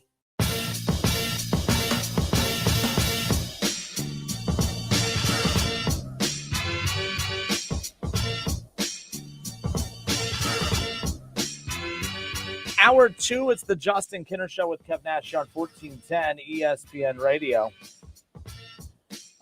So yeah, Ohio State gets the win. It just doesn't feel like it, but it's a good problem to have. So on the YouTube and the Facebook page, Kev, where did this come from? So Doug Toby said, "Fair weather fans, let's bring back John Cooper and see how they like it." Hey, listen, Doug, that's fine that you have low standards for sports teams. That's totally fine. If you're fine with the 21-7 win over Northwestern and you want to throw a parade for that, that's fine. I'm not going to join that parade with you, though. I'm glad that it doesn't take much for you to be satisfied with sports. In fact, I really am. I'm jealous of that because I really wish I did not put so much emotional investment into these teams. I just wish it was, you know what? They played hard and they look like they're having fun, by golly. And that's all that matters. That ain't me. That's not me. I'm a fan of Ohio State because it's fun to be a fan of a championship caliber, championship or bust program. That's why we had this conversation a few weeks ago. What is a fair expectation for Ohio State? Everyone. Championship or bust, college football playoff or bust. And although they're 8-0 and they're undefeated and they're 9-0 and they have a chance to make the college football playoff and blah, blah, blah. Where me and Kev come from, or at least for me, I think, is the deficiencies against a team like Northwestern, I'm imagining, man, if they do this against Michigan, and by the way, we've seen it happen against Michigan. That's where I'm coming. I'm not being negative. I'm being a realist. And then what's going to happen on that Saturday when you're watching, you're like, I don't understand how this is happening. Well, maybe you should have listened to Kinner, and then you would understand why it's happening. For me, it is the Northwestern, but it's the piling on of what we've seen in previous weeks as well. So this is just like the cherry on top. It's like, all right, look, man, it's been 3 straight weeks. This marks, 2 straight weeks with Iowa and Penn State. This marks 3 straight weeks that we haven't been physical in the run game. We officially have a problem. So it really doesn't matter what opponent it would have been in this spot. If it was Minnesota or Indiana, name your opponent in this spot, and we weren't able to run the ball effectively for the 3rd straight week, I would be upset. Look out for Maryland. I know that sounds absolutely stupid, but look out for Maryland. Maryland will score on you.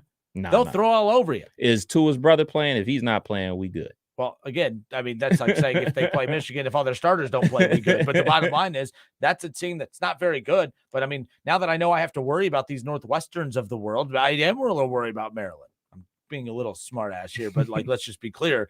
I thought that even on Ohio State's worst day, they would still pummel Northwestern. And they did not. And I don't even think that's what's concerning. That wasn't their worst day. We've seen worse from Ohio State. So there's that. But nonetheless. All right, 518-1410. Mark Smith, real quick. He goes, Ken, are you a half full kind of guy? Can you tell me something positive about the Buckeyes? Our defense still played a good game. I think they had 280 yards. If they would have put up 500, then you wouldn't talk all of this. Mark, I get what you're saying about the 280 yards or whatever, but the 280 yards, they gave up 200 or whatever rushing yards against Northwestern. 200 of that was on the ground against a Northwestern team that's one of the worst rushing teams in all of football. They don't have a good run game. They average 111 rushing yards combined as a team on the season. They rushed for over 200. I think that means to be a little concerned. Is it means to overreact? No, but it means to be concerned because that's where Michigan beat Ohio State last year. That is where teams are going to hurt Ohio State, and that's what we've seen happen before. That's why people are focused on Ohio State's lack of a run game. I was more focused on how is Northwestern picking up. They had 18 first downs, Kev. They picked up 18 first downs. Northwestern, wind and all, picked up those 18 first downs. All right, Kev, line 3, who we have at line 3? Randy. Randy, I appreciate you holding, sir. Welcome back. Yeah, so to the point you just made, as frustrating as the offense was to me, I found the defense pretty frustrating. I don't know what the final numbers were on time of possession. They dominated that. Yeah, it was just ridiculous.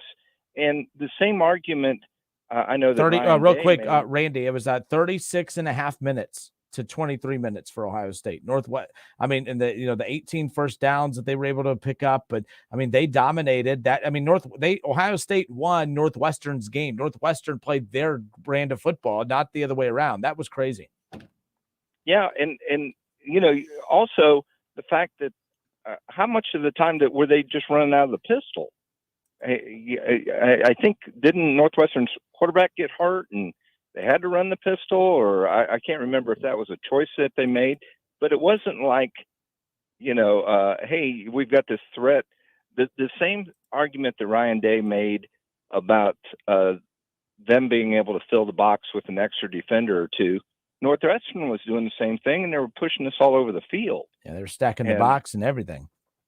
Yeah, so that was, to me, I think it was Chris earlier that made the call. What's going on in the trenches, as concerning as the play calling is, we ought to just been able to physically impose ourselves upon these guys and just shut them down with 3 and outs. And but we didn't. They were pushing us around and out of the pistol and just owning the ball. So I understand people being frustrated about the play calls. I'm just concerned about the physicality. Yeah, your thoughts on that, Kev, too, because I'm glad that Randy brought that up with everything else I've been complaining about. Add something else to the list of me to be negative about. But Randy's right. That time of possession, Northwestern dominated. They had the ball for 36 minutes. They dominated the time of possession for 36. They made Ohio State play their pace. That was that's the other thing that's just mind-boggling to me. So in modern football, time of possession is really relative. Is when you have more talent, you want to run more plays. When you have less talent, you want to run less plays. But the time of possession in this case is really all about them being able to convert third downs and us not being able to. They were willing to run their quarterback. They ran quarterback power, quarterback draws. We don't do that. We don't do that with CJ Stroud. So that's how they kind of equal the numbers in the box. So you have 5 guys blocking 5 guys. So the quarterback running is always going to have a free spot to run. We made slight adjustments to that. They ran a little bit of Wildcat, and for some strange reason, we can't defend the Wildcat all that well, even though people have been running that garbage for like 15 years now. Don't understand why we can't stop it. That really is frustrating. But, I don't know, man. It's a lot to be frustrated about. I know for sure that the coaches weren't happy, and I would imagine that this week at the Woody is going to be hell for those boys. Randy, thank you, man. I appreciate the call. I thought he had more. Evan Hall, by the way, the running back for Northwestern, 30 carries, 122 yards. I know you mentioned the quarterback, and it felt like a lot of those big plays that he picked up on the ground, they came in that third quarter, like they were making it interesting. But Evan Hall, I mean, he was a haul for Ohio State to handle. I mean, that was 30 carries. That's the most carries he had in the game all season. And he took it to Ohio State. He took it to the Buckeyes, and that had success. All right. 518-1410, 518-1410. That's the number to call and jump in on the conversation. I believe this is Nick. Nick, welcome back, sir. How are you? So before I get to my blame, I'm going to stick up for the defense a little bit. They ran the ball 60 times. 60 times for 206 yards. That's like playing Navy. We held them to 7 points. So you say what you want about the defense, but you hold a team to 3 yards a carry, I'm okay with that because, again, they started run blitzing and they started shutting things down. But 3 yards a carry, it's like playing Navy. The defense did its job. They kept them out of the end zone. And they played the Notre Dame game from the first week. They kept the offense on the side of the ball. So you're saying if Ohio State played Navy, we should still be comfortable with the number 2 team in the country, only beating a Navy team 21-7? I mean, I know you want to be patriotic and all, but my goodness. What I'm saying is the team is keeping your offense on the sideline, but don't pick nickel and diming you with running the ball. You're going to give up yards. Because, again, it's something that you don't practice again. Not against Northwestern. You don't give up yards against Northwestern. You're always going to give up some yards. Not to Northwestern.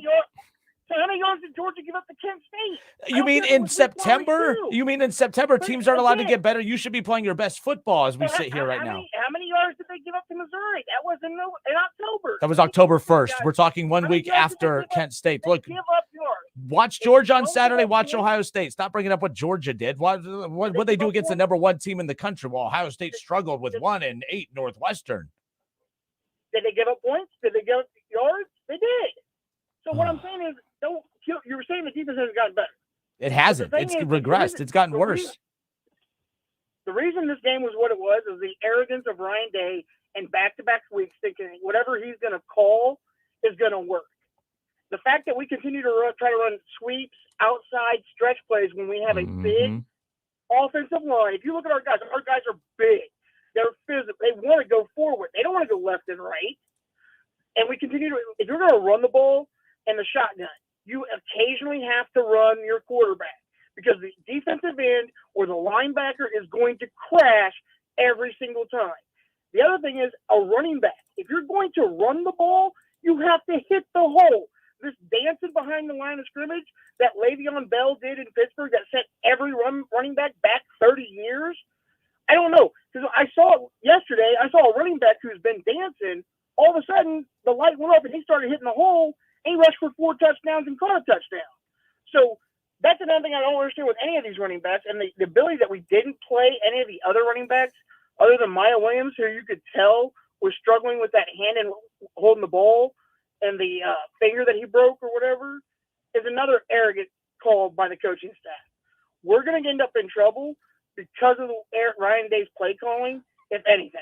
I don't know if it's necessarily him being arrogant. I think there's a trust factor where, all right, you had going into the season Travion Henderson and Mayan Williams, and then behind him, Evan Pryor, he got hurt, so he was going to be the third guy. So now you bump up the freshman that was probably going to redshirt, and then you have the transfer from Arizona State, who's actually from Akron, who came to Ohio State to play linebacker. Then he shifted back over to running back. So I think it's just more of a trust factor. Like, man, this game isn't going as scripted. I can't afford to put in somebody who's never been in this position before, and they go out there and they blow an assignment or, God's sakes, fumble the ball, and then we're really up the creek. Kev, we were giving the ball to Johnson in the Notre Dame game, who's never played running back. Right. That was early in the game, though. That was not early. That was late in the game. Yeah, but when the game is sold up. That game wasn't sold up. It was still close. It was only won by 11. But you got to give these guys, other guys, chances, because guess what? If Travion Henderson's going to hang it up and say, I'm ready for the draft, Ryan Williams, you've got to give these guys the ball. And all you're doing is lining up, run straight forward. I don't disagree with you there. Throw the ball, throw the ball 30 times, and he threw it. If you look at it, he threw the ball like 25 times in the first half into the wind. That's where we definitely agree. Paxton Joe said, hey, you know what? I'm going to take my quarterback and I'm going to play Wildcat the rest of the game. That's better coaching than what Ryan Day thinking that, hey, I'm still going to throw the ball. There was a lot of drops as well, which it looked like guys didn't even want to be there. So I don't know what the wide receivers were doing, but like everybody but Michael Harris is like, I don't want the ball. Yeah, when he did step in that pocket and put some zip on those passes, and they were right there in the receiver's hands. Those weren't even like, some of those weren't even like bad. I've never say bad throw in a windstorm like that, but those weren't like bad passes, or at least like, out of the zone passes. I mean, they were in their hands. They just dropped them. Like, that was unbelievable. It was just a bad game top to bottom. Cade Stover, I bet you his hands. That's the one I'm talking about the most. Yeah. 4 of them hit him right in his hands, and I'm like, dude, what do you do? Like, you could see the overthrows. Like, there was 3 or 4 of them to Julian Fleming that if the guy would have jumped, probably would have got laid out, right? And those were the overthrows due to the wind. But the ones that hit guys squarely in the hands, I'm like, okay, yeah, they don't want that ball. Yeah. Hey, so Kev, the very first caller I ever took here at WING, it was old Nick here, and very first call I ever took here, I got into a screaming match with the dude. So you don't say. I think we were, that was the Nick. You should have known how I was going to be. You were my very first caller ever here at WING, and it was a shouting match. What was it over? I think I was defending the Castellinis. Look how stupid that was. Where are you going to go? But Nick, you're wrong about this one, but it's okay. No. He was defending the Reds, and it was awful. Hey, Nick, adios, man. Yeah, have a good one. All right, 518-1410. Gone like the wind. Here we go. 21-7. My goodness. All right. 518-1410. 518-1410. Kev, let's do another one. Who we got? We got Doug, line 2. Doug on line 2. Mr. Doug, welcome in, sir. How you doing? I just got a question for both of you. How much do you attribute to our schedule through the year, or lack thereof, that we always struggle toward the end or middle of the year? Now, I know we got to play who's in front of us, but our conference compared to other conferences and the competition, we seem to get middle of the year, end of the year, or the playoffs to where we play bad. Do you contribute any of that to our competition we're playing through the year? And Doug, thank you. I'm going to say no, just because, like, at the end of the day, we've seen, well, I don't know, man. Like, I try not to revert back to that, doing the whole, like, well, they're not challenged all year long, so then they get punched in the mouth and they run into anyone.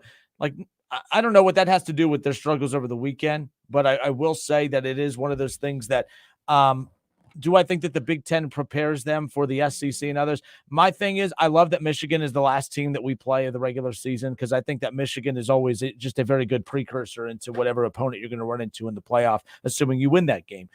So no, I am not a Big Ten fan. I do not like the Big Ten. I think that the Big Ten is very overrated. I think that, someone, I think it was Hal McCoy. Love Hal McCoy. I love his son. His son hates me. His son was mad at me over the weekend. He said to take my SEC bias and to take my show down south and all that. And I said, well, if you know anyone, give him my number. I'll give him a call. But he is so mad at me, and I feel bad because I really like him. But I'm like, I don't know. I'm sorry, man, but like, I defend the SEC, because I think that so many times we try to just say that the bias is why the SEC is good, and it's just not. It's good because it's the best college football conference around right now, and it has been for a long, long time, and the Big Ten is not. The Big Ten is just not even close to being to that. So I'm not a Big Ten fan. I don't think that the regular season schedule is a challenge for Ohio State, but to be fair, a lot of that has to do with Ohio State because they've out-recruited the conference, Kev. They've recruited themselves out of the conference as far as they don't match up with anyone in that conference of being a challenge to them outside of that team up north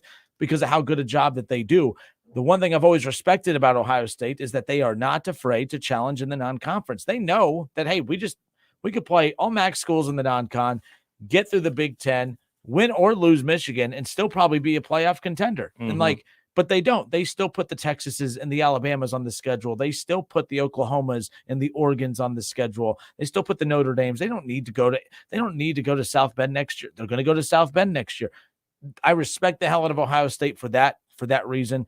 I don't know if that necessarily answers that last caller's question, but I just don't think that the schedule necessarily helps or hurts them. I just think you are who you are. Ohio State plays in front of you, dominate. That's what they normally do. They just didn't do that this past Saturday. Yeah, I'm with you. I don't think the schedule has anything to do with it, especially where what are you expecting them to do in November? Schedule, I don't know, UCLA or Alabama, say, hey, you guys want to do a home and home, but it's got to be in November because we got to get geared up for the playoff.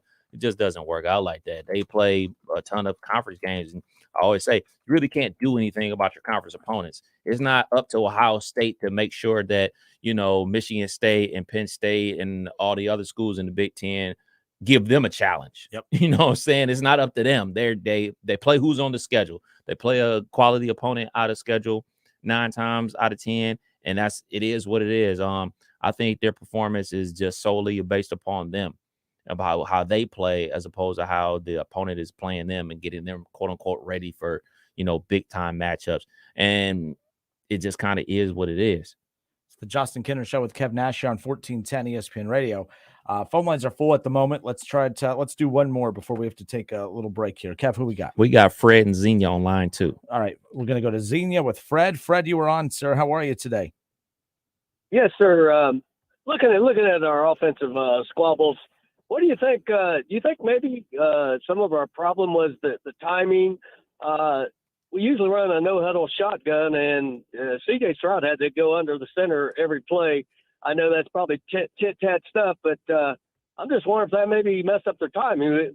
Not making excuses, but I don't think anybody's looking at the whole picture here. No, Fred, real quick. The one thing that's interesting, what I'm curious about is at what point in the trip to play Northwestern did Ohio State realize that the wind would be a factor? Right. The only reason I asked that's not a shot at Ohio State. I'm just curious, okay, was it windy when they got there? Like in the week, were they preparing for it? It just seems like a team that was not prepared for those elements. And what I mean by that, there was a lot of talk. Yeah. I heard Kirk Herbstreit and some others mention that a lot of the problems with Ohio State was they just couldn't hear the play calls at times too, or the cadence, because not the crowd, because I was laughing at how many empty seats there were, by the way, at Northwestern. It was the fact that the wind was so strong that you just could not hear the snap count or anything.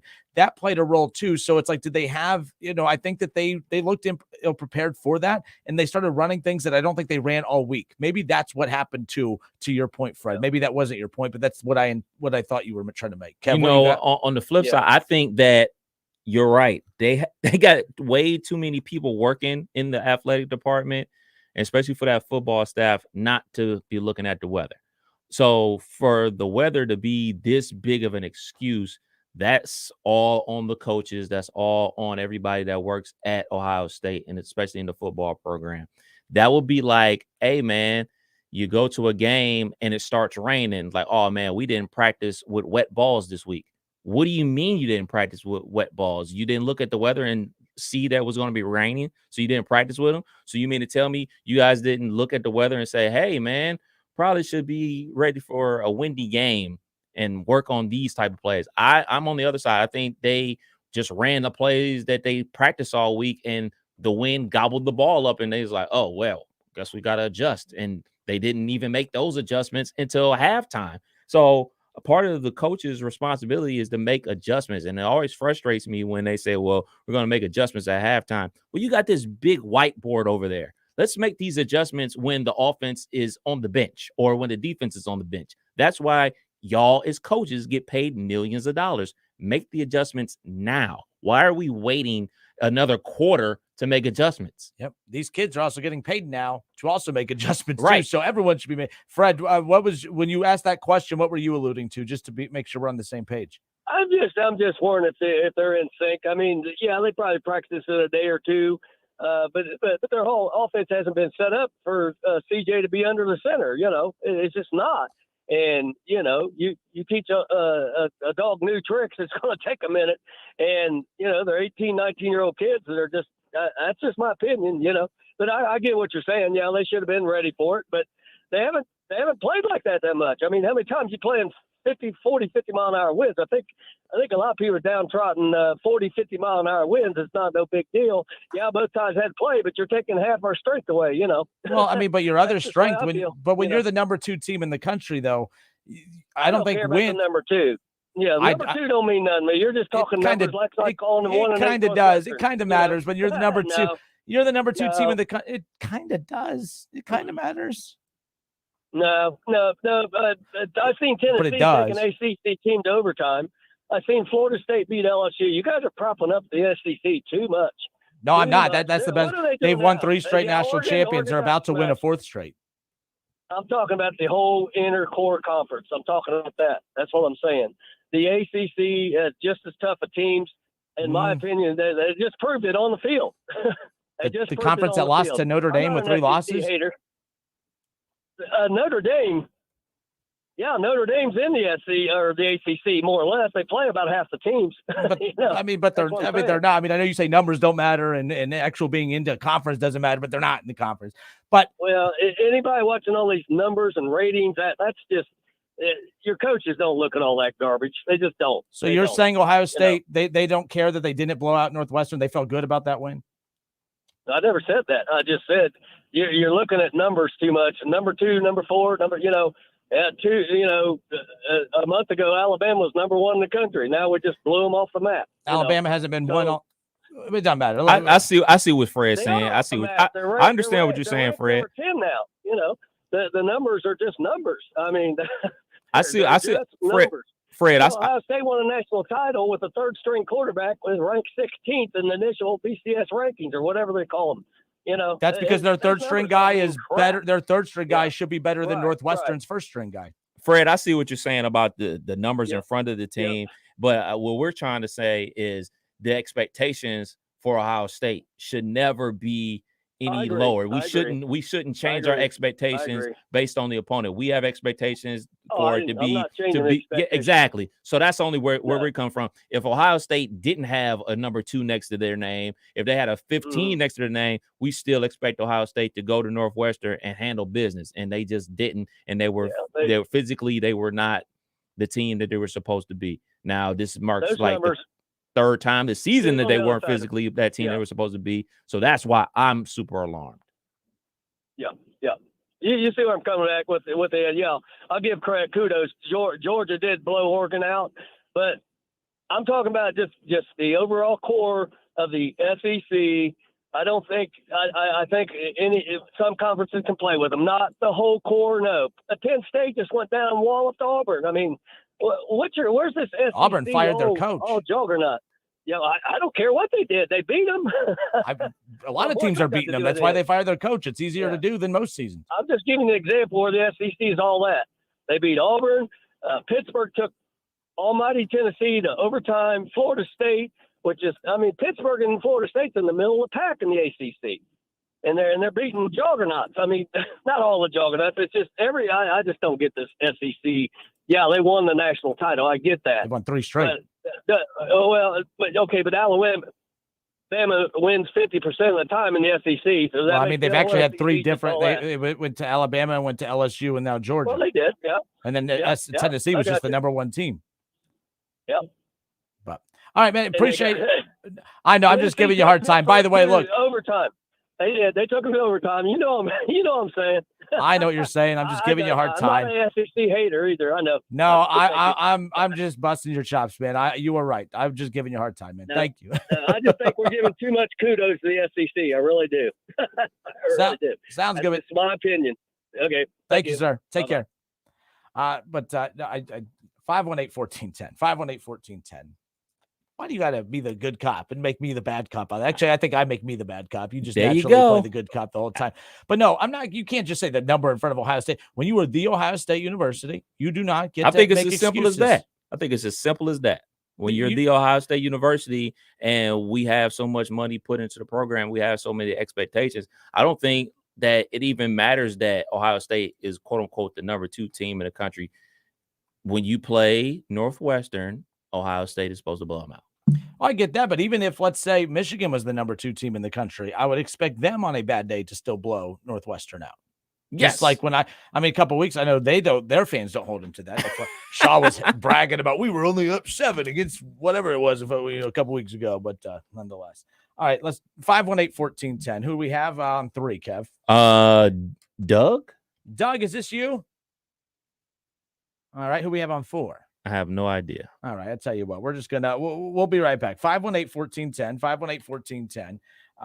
It's the Justin Kinner Show with Kev Nash right here on Dayton's ESPN radio station 1410 Wing AM. We'll be right back. You can't get much for $5 these days, unless you go to Wendy's for a $5 biggie bag. Get your choice of double stack, junior bacon cheeseburger, or crispy chicken BLT, plus 4-piece nugs, fries, and a drink, all for just $5.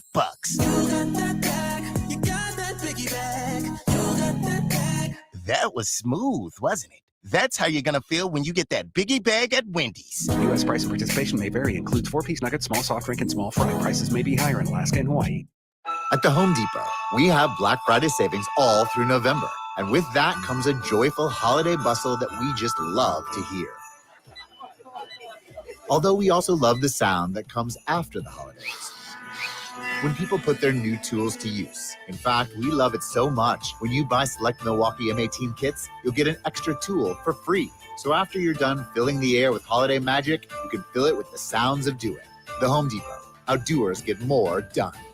Hi there, I'm your host, Dog, filling in for the human who's normally here and bringing you the smells and sounds of the holidays, courtesy of Beggin' Dog Treats. We wish you a begging Christmas. We wish you a begging Christmas. Your quest ye merry Doberman, let begging you acquire. Deck the halls with strips of begging. Arf, arf, arf, arf, arf, arf, arf, arf. Remember, for bacon-loving dog excitement this holiday, It's begging! Why wait to save? Dell's Black Friday event arrives early with select deals on top tech to power any passion. The savings start now on the latest XPS and Alienware PCs powered by 12th Gen Intel Core processors. Don't forget, special pricing on the latest monitors, docks, and accessories, including free shipping on everything. Just call 877-ASK-DELL for Black Friday deals. That's 877-ASK-DELL. Have you heard? $5,000 sign-on bonus. That's right. My friends at Cordell Transportation are now hiring Class A CDL drivers for home daily dedicated lanes, no-touch freight with brand new equipment, and offering a $5,000 sign-on bonus paid over 18 months, paid orientation, company 401k. Plus, they're now hiring recent truck driving school graduates. Apply today. Online at CordellTransportation.com. Driven to succeed. Hi, I'm Coach Jim Place, and I'm proud to support Tony Shane for Montgomery County Common Pleas Court Judge. I've known Tony and his wife Annie for a long time. Something that makes Tony and the great Annie so special is they are a team. They truly care about the citizens of Montgomery County. They were born here, they're raising their family here, and the citizens of Montgomery County are something they care very deeply about. That's why on November 8th, I'm voting for Tony Shane for Montgomery County Common Pleas Court Judge. Paid for by citizens to elect Shane. Chris Cuomo joins News Nation. Cuomo, now weeknights at 8 p.m. Eastern on News Nation. Go to newsnationnow.com to find your channel. Weather is brought to you by Cullet Propane. 98% of their customers recommend Cullet. If you wouldn't recommend your current supplier, check them out at culletpropane.com. Prescription products require an online consultation with a healthcare provider who will determine if a prescription is appropriate. Restrictions apply. See website for full details and important safety information. Subscription required. Refund available for 60 days after purchase. Hey guys, did you know there's a generic form of Viagra that works just the same but is 90% cheaper? And you can get it online? Go to 4hims.com/joy. At Hims, you'll get a free medical consultation and discreet shipping if prescribed. Love your results or your money back. To start your free online visit, go to 4hims.com/joy. That's FORHIMS.com/JOY. Are you sick and tired of living with that constant pain in your knees and back? You know, joint pain doesn't just keep you from doing what you love. It affects your job, your relationships, even simple things like getting dressed. Hey, it's Keith Byers. It's time to call QC Kinetics. QC Kinetics uses advanced regenerative medicine to restore and repair damaged joint tissue, giving you your life back. Hips, shoulders, elbows, they can all be treated with natural biologics from your own body. Powerful healing agents, highly concentrated. If you're tired of steroid shots that don't work, or if you're trying to avoid surgery, call QC Kinetics now to schedule your free consultation. Learn about these exciting new cutting-edge treatments for pain caused by arthritis or injury. No drugs, no pain meds, no downtime. This is an all-natural treatment that can get you lasting relief. People here are raving about the results. Call now. Appointments are available for the coming week. QC Kinetics. Call 937-936-0325. That's 937-936-0325. At Harley-Davidson of Xenia, the atmosphere is positively electric as we look to the future. Our name may have changed, but Harley-Davidson of Xenia has been locally owned since 1984. Under our new management, the staff and store are buzzing to get you set up for the open road. Whether you're shopping for merchandise, a new bike, or just need some maintenance on your current ride, Harley-Davidson of Xenia is here for you. Visit us online to learn more and to place a reservation on your new bike. hdofxenia.com. Want to get a $1,000 Visa card from your Medicare plan? At WellCare, our Medicare Advantage plans are simplified so you can enjoy all the great benefits you care about most. Like our WellCare Flex card, a preloaded debit card that gives you up to $1,000 to pay for extra dental, vision, or hearing expenses not covered by your plan. Like hearing aids, dentures, prescription glasses, co-pays, and more. It's just one more way WellCare is improving every aspect of Medicare to give you access to the top tier benefits you want most. Plus, a little extra. To learn more about WellCare, visit wellcareforoh.com today. That's wellcareforoh.com to enroll today. WellCare, it's Medicare done well. Benefits vary by plan. WellCare is the Medicare brand for Centene Corporation, an HMO, PPO, PFFS, PDP plan with a Medicare contract and is an approved Part D sponsor. Our DSNP plans have a contract with the state Medicaid program. Enrollment in our plans depends on contract renewal. I'm Tamron Hall. Why give your family just ordinary eggs when they can enjoy the best? Eggland's Best. The only eggs with more fresh and delicious taste, plus superior nutrition compared to ordinary eggs. With 6 times more vitamin D, 10 times more vitamin E, 25% less saturated fat, and 38% more lutein. Because the way we care is anything but ordinary. Only Eggland's Best. Better taste, better nutrition, better eggs. I found the place to shop Black Friday, Kohl's. I earned Kohl's Cash on everything I bought. Got 15% off and saved big with their early access deals like sweats for under $10, a throw blanket for just $8.49, and boots for $16.99. Did I mention these deals are for a limited time? Don't wait. Get more gifts and more savings at Kohl's. Select styles. Deals valid through November 10th. 15% offer valid through November 10th. Some exclusions apply. See store or Kohl's.com for details.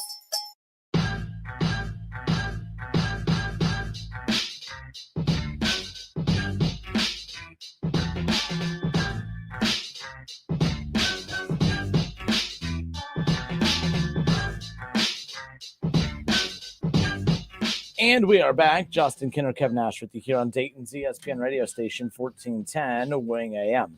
The Dayton Flyers tip off their highly anticipated 2022-2023 season coming up here tonight, 7 o'clock at UD Arena. And you can also, for those of you not going to the arena, you can catch that game on ESPN Plus as well. They have Lindenwood coming into town, Kev. 32-point favorite are the Flyers. 32-point favorite are the Flyers coming in to this matchup. So there's that. But this is a new Division I team Of course, it's first ever. This will be their first ever D1 game at UD Arena, of course. But their last winning season. And this is from Sully, who put this Talking Out Loud, which, by the way, the first Talking Out Loud show coming up on Wednesday night from 6 to 7, immediately following our show. But the last winning season for the Lindenwood Lions, in case people were wondering what's Lindenwood, they are the Lions. They haven't had a winning season since 2017, 2018, when they were 16-13. Yikes. So this is not one of those non-conference matchups to challenge the Flyers by any means. It's just an opportunity to play in front of the fans, tip off the season, and kind of go out there and let's kind of see how this, this lineup now, which is supposed to be the returning lineup from last year, but with no Malachi Smith, can be a little bit of a different look to it, obviously, a slightly different look. Curious to see how the Flyers look. I don't think they're going to have any issues tonight, nonetheless, but this is just about a chance to see them out on the floor and see the kind of, the leap of improvement from one season to the next, obviously with Deron Holmes and some of the other cast of characters, Kamara and those guys. So I'm really interested to see kind of how they look. So look up. Yes. It's going to be a lot. They're going to be living in the air. That's for sure. Coming up later on tonight. 518-1410, 518-1410. That's the number to call and jump in on the conversation. Some guy on Facebook says, Kinner has stiff-arm Bengals talk for the first 90 minutes. Let's see if he could do it the full 3 hours. Look, I think Ohio State was the number one thing that what happened over the weekend with Alabama and LSU, and with obviously Tennessee and Georgia, and hell, even Notre Dame upsetting Clemson and Ohio State, who that I did not expect to open up today talking about Ohio State. The only reason we're talking about Ohio State is because if it bleeds, it leads. And although Ohio State came out with a win on Saturday, it didn't feel like a win on Saturday. And the phone lines have been full since we started the show. I think there's more people that care about Ohio State almost losing to a bad team than a team beating up on a really, really bad team over the weekend. No, I'm not talking about the Browns. They did that to a bad team last week. I'm talking about the Bengals beating the How about Baker Mayfield, by the way, coming in yesterday? It throwing for a couple touchdowns. He had a pretty good QB rating. I mean, I watched him. I watched some of that. I watched him, Baker Mayfield, even when the game started. He didn't care about the score. He was warming up. He knew, hey, if we fall behind, I'm the Bengal killer. Put me in, coach. I'm ready to play. About That's 3 quarters too late. Aye. So, all right, it's the Justin Kinner Show with Kevin Nash. Well, real quick, Ohio State, Northwestern, we beat that to the ground. That's fine. But if some other things that happened, Georgia beating Tennessee. Okay, we haven't touched on that yet. I just want to get the college football talk out of the way. We'll transition to some new stuff in a moment. Georgia, not just beating Tennessee, Kev, but beating them down. I thought that was going to be a close game. I did not anticipate. I thought that the 8-point line was like an interesting line. I was like, man, they're 8-point. I mean, I thought it was strange at Tennessee, the number one team in the country, being a -8 underdog. Like, I started thinking about that. When was the last team that was number one in the country that was an underdog? That's a good question. I don't have that answer. I don't think anybody does. I'm surprised that wasn't a graphic that was floating around social media somewhere. Maybe it was. I just didn't come across it. But that should have been the one red flag that would have caught my eye. If Ohio State, and by the way, for those out there, and this is a comeback I should have had lined up for earlier. For everyone out there that said Georgia was never punished for struggling to beat Kent State and letting Missouri hang around the way that they did, folks, do you not recall Georgia's undefeated? They were the number one team in the country. Do you not recall that Georgia was moved back? Georgia was held accountable for not looking good against those teams. Am I right? Like, they were held accountable. There's a reason they moved back in the rankings. So there's a reason Alabama moved up to number one for a short stint. It's because Georgia did not look good for a bit. They weren't dominating their opponents. So this idea that the SEC doesn't get their hands slapped every once in a while, that's not true. Georgia did get kind of penalized a little bit by being moved back. But I think what we all learned was, Georgia should have never been moved back. A little bit of weird struggles early on in the season, but they're the number one team in the country right now, and they proved why on Saturday. Beat down. They beat them down from the word go. And I mean, I know the final score is 27-13. You know that term that they talk about on the college football ranking show, game control. Game control like a mofo with Georgia versus Tennessee on Saturday. I mean, that was the biggest game of the season. I mean, your takeaway, I mean, you weren't just shocked a little bit? Like, nah, not at all. Not at all. I mean, I think that Tennessee deserved to be ranked number one because of their resume and what they've been able to accomplish, basically based on the teams that they've played versus the teams that Georgia played. But I thought that Georgia was a better team going into it. Like I talked about, like with the physicality, and they're going to be able to take away Tennessee's run game without bringing anybody into the box. They're going to be able to keep two safeties high and they're going to be able to shut their run game down with their front down lineman and a linebacker. And they were able to do that. And then there weren't anybody shrinking wide open down the sidelines with those wide splits. With Tennessee, they split you out super wide all the way to the hashes, and they lined up stack formations. And what they were doing with versus Alabama, they were able to run the ball. And I know everybody got enamored from all the deep passes that Hendon Hooker was throwing, but he was able to do that because they were able to run the ball at like 6 yards a clip. So you bring a safety in the box. All right, now we have one safety deep. If he goes over to the right, guess where I'm throwing it? To the left. He goes over to the left, I'm throwing it to the right. So Georgia was able to take away the run game and keep the safeties high and just physically beat them up, not only in the trenches, but on the outside as well. Their ability to play man-to-man defense and just basically manhandle their wide receivers was a thing of beauty.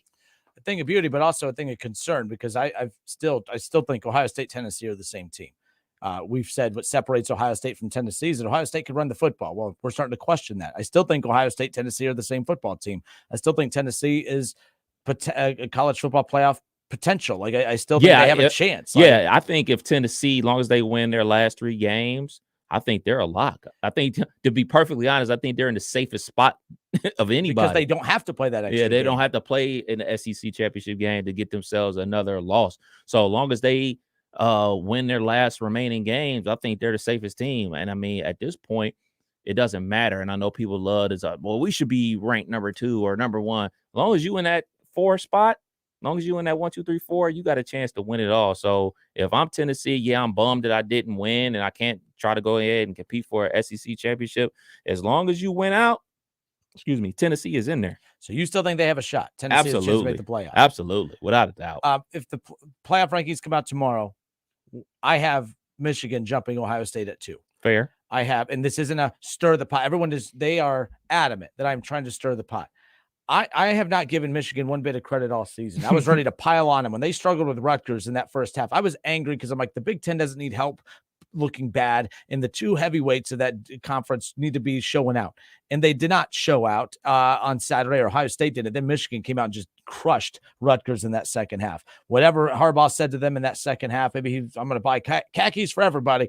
Maybe that's what it was. Whatever he said at halftime, good for him, because they made the adjustments and they just came out and absolutely pummeled Rutgers.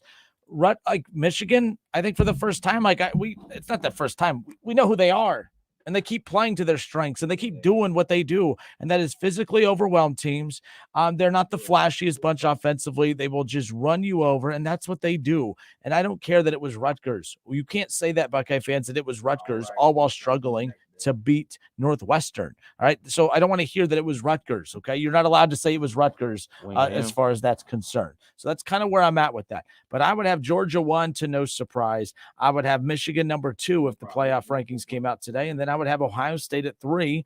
And then coming in at number 4, obviously, that's TCU's spot for right now. But I'm so tempted to put Tennessee at number 4, but that'll just enrage people.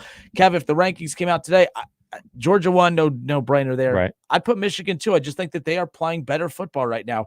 I was always in the Michigan, Ohio State, Michigan both haven't played anybody, but there's a gap in the standings, or the gap in the rankings, and there shouldn't be.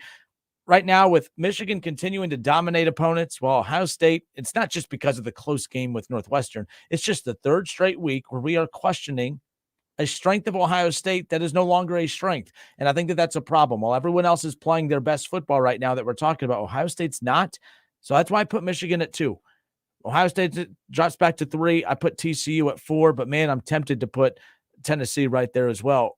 It's going to be interesting because how far back you drop Alabama, I don't know. It's going to be tough. Who are your top 4, top 6 at least? I know you didn't have that maybe planned, but at least from a ballpark perspective. Obviously Georgia 1. I would say, let me think. No, you're good. Georgia, I wouldn't have a problem having Michigan at 2. I wouldn't have a problem having Michigan at 2, Ohio State at 3, because at the end of the day, they play each other and it's all going to work itself out. So for people that get upset that Ohio State a drop from 2 to 3, it really doesn't matter because they're going to play and then it'll sort itself out. So it's really that same situation that happened last week with Georgia and Tennessee. Okay, you guys are number 2. Guess what? You guys are never whatever. You're going to play, and then it'll take care of itself. So it really doesn't matter because the season is over. So, but that 4th spot, I probably would put Tennessee, to be honest. I think it should be Tennessee. I put TCU, but I think it should be Tennessee. And mainly because you can't be the number 1 team in the country and lose and drop 4 or 5 spots. Like, that doesn't make any sense. And if Ohio State was in that same position, you guys would be furious too. My question is, what do you do with LSU, Kev? That game was like, LSU is a very good football team. I know we don't want to give them credit because 2 losses, but the one thing that the playoff has conditioned us to think is that, oh man, you know what? Like, you're not allowed to get better. Well, LSU, all we see is the 2 losses and we count them out. I think we can count them out of the playoff. Don't be surprised if they're right there in the mix, though. But the one thing we can't count out is the fact that they're really, really freaking good right now, and they're playing very good. They're buying into Coach Kelly. Like, that's the unfortunate part with the 14 playoff, as you are expected. The one thing that the 12 team will help, I'll give it to them, it's going to help the Notre Dames of the world. It's going to help the LSUs of the world, that you don't have to be a final product in week 1. That's the one thing the 4 team does that I don't think is fair, is it makes you be final product in week 1. And if you're not, there's no forgiveness.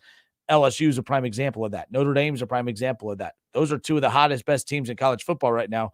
It may not matter, though, because you've already had 2-3 losses. What do you do with LSU? How high up? What's their ceiling right now? I would say their ceiling, they were 10 already. And they beat Bama was 7? 7, yeah. So I mean, they'll probably be 7 next week. I have LSU at 7. Yes, I had Georgia 1, Michigan 2, Ohio State 3, TCU 4, Tennessee 5. I kind of want to switch those, but it's already out there. It's final, damn it. It's final. Oregon I have at 6. I have Oregon at 6 as well. LSU 7. I put Alabama at 8. Only because I have Clemson at 9 and Ole Miss at 10. Who else are we putting in to fill in that back half? A team to keep an eye out is USC. They're going to have UCLA. They're going to have Notre Dame, which will probably be a ranked team now. 2 of their final 3, USC is going to have UCLA, Notre Dame, and possibly Oregon in the Pac-12 championship, which is right here at the top. Look out for USC. I don't have them in my top 10, but that's a team that I think they're going to come screaming back into this thing as well. Oregon better watch out because they got their arch nemesis coming up on Saturday night, the good old Utes. And the Utes are basically Michigan of the West Coast. They don't care about style points. They don't care about passing the ball. They just want to beat you up. They want to turn it into a street fight. And what happened to USC when they came to Utah? They got beat up. They ran the ball down their throat. So this is Oregon's chance to really be back in the mix. And, the talking points about you not being able to make the college football playoff if you got blown out. Well, Oregon got blown out. LSU got blown out this season. Obviously, Oregon got blew out by Georgia. Tennessee blew out LSU. But this is an opportunity for Oregon to get another big win. And now LSU controls their own destiny, getting to the SEC championship game and then playing a Georgia. So it's a lot of opportunities to put those you get blown out myths to bed. These teams have the opportunity. So I'm looking forward to the last 3 weeks of the season. I know Kev said, hey, as far as Ohio State, Michigan, it doesn't matter whether they're ranked 2 or 3. It doesn't matter because they're going to play and it's all going to take care of itself. But the reason Ohio State's at 3, Ohio State should not be a lock at 2. They're not playing their best football. Why are we going to say Ohio State can't move just because they won? We've watched Georgia move because they weren't playing their best football. And Ohio State, they're not playing their best football. You can't just sit there and there's a stopgap there because we're Ohio State. We're allowed to have deficiencies and nobody else is. Michigan's playing better football. Are they a better team than Ohio State? I'm not going that far. But this poll is about who's playing the best right now. And right now, with their resumes being pretty even now people, by the way, who've crapped on Notre Dame all season, now people want to, Marcus Freeman and Notre Dame. I agree. Notre Dame's playing really, really good football right now. But it doesn't take away the fact that although they have that win on their resume, Ohio State's not playing their best football. That helps out Ohio State's resume. Yeah. And that's what I said, too. That is one caveat to what Notre Dame did over the weekend. It does help their resume, but they're not playing good football right now. Michigan is. I think they could be number 2. Do you think they'll be number 2 tomorrow? Ohio State will still be number 2 because of the opponent that Michigan beat.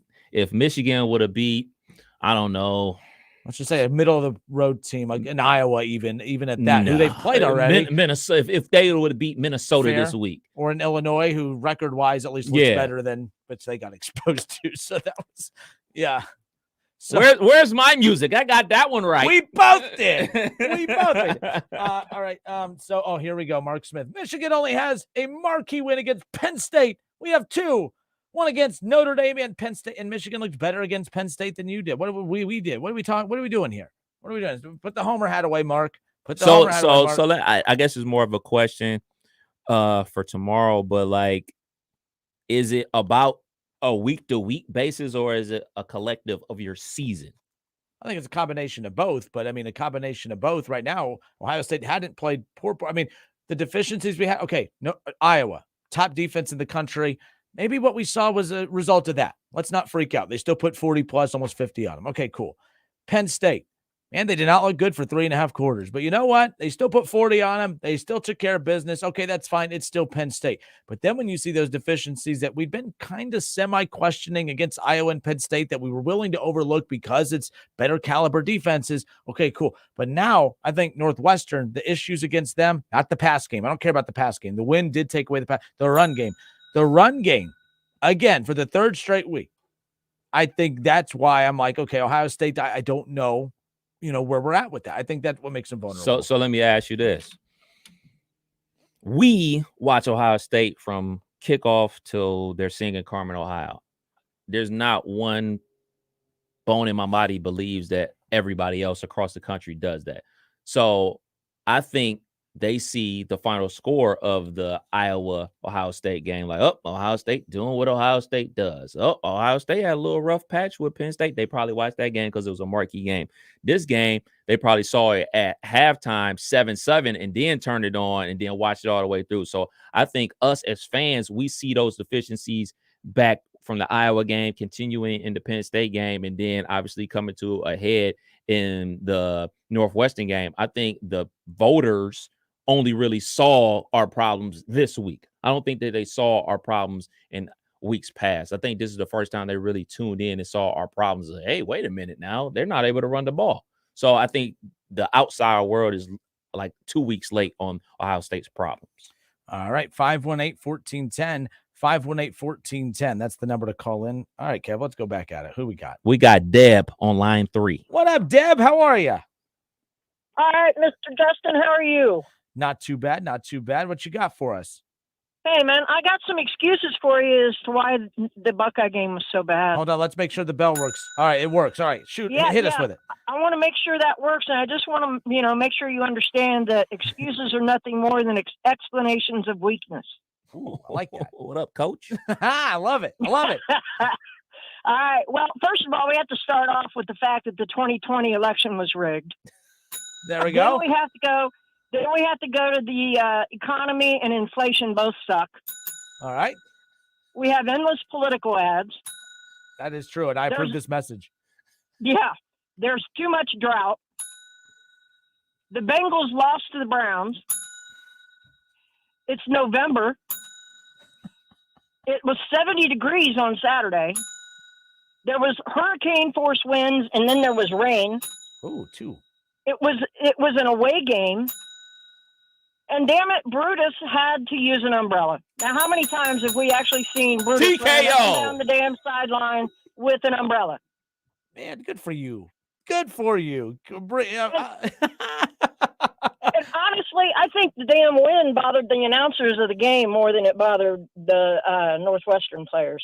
I mean, the Northwestern players, they went out there and owned it, right? Like they say, this is our wind. This is our home field. This is our wind. We own this wind. Absolutely, yeah. And I'm 100% with everything you guys are talking about. I'm a huge Ohio State fan, but I've been totally embarrassed these last 3 weeks. It's been sad. And if we don't get this crap straightened out between now and that last weekend in November, we're going to be sitting at a very bad situation in January. And you say January because that means we're heading to the playoff. That's where I still think we're going. I haven't given up on Ohio State by any means. I'm hard on Ohio State because what I'm seeing are deficiencies against Northwestern. That may not be a big deal against a team like them. we will be shellacked if those same deficiencies come in. I mean, I'm watching Georgia pound Tennessee. I think that's the same result we get if we don't button up some of these issues that we're having right now. But I think they're gonna steamroll the next 2 weeks. Then we're gonna forget about this conversation, and then we'll build to that team up north, and then hopefully we're not reminded of what we just saw the last couple of weeks. But we'll see what happens. We'll see. Well, from your mouth to the players' ears at the Woody, absolutely, I agree with you 100%. When I said January, I mean, I'm if we don't get our crap together, we will be watching everybody else in January, I think. I hate, God, that hurts me to say so bad. But I mean, just what we've had to endure these last couple weeks, I see it as a possible reality. I really do. And I hate that. Hey, Deb. I hate it. Sure. I'm gonna give you a top 4 ranking. Deb's top 4. The playoff rankings, if they came out tonight, Deb's rankings. Hit it, Deb. Who are your top 4? If they came out tonight, I would probably go. I would probably go TCU, Tennessee. This is in no particular order. Michigan and Ohio State. All right. No Georgia? Whoa. Come on, Deb. Come on, Deb. Yeah. Let me throw TCU out of that conversation. Let me throw them out. I try not to think about Georgia. I try not to think about Alabama. Alabama's out of my discussion right now. So, but I'd throw Georgia in there. I'd probably put them 1. I'd keep Ohio State 2. I'd throw that team up north 3, and then probably throw Tennessee in there because they've got some good wins. That's true. A bad loss, or not a bad loss, but a loss against the new number 1 team in the country is not a bad loss, and that still doesn't erase everything that they've done that was good up to the point to put them at number 1. So, all right, Deb, that's an excellent for Deb's 4. I like it. All right, buddy. Thank you. Take care. Go Bucks. OH. She says go Bucks after we just literally. But she still had Ohio State at number 2. She still believes in the Bucks. I still believe in the Bucks. I just, right now when the rankings come out tomorrow, I was shocked at how the national media was a little critical of Ohio State on Saturday as well. They addressed the win, but they also were kind of pointing out some of the things we've been talking about.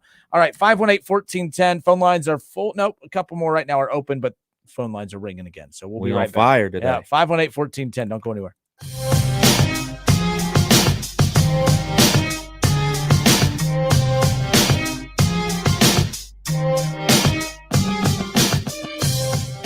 It's the Justin Kinner Show with Kev Nash. Justin, you're awesome, baby. Right here on 1410 ESPN Radio. ESPN 1410 Wing AM weather.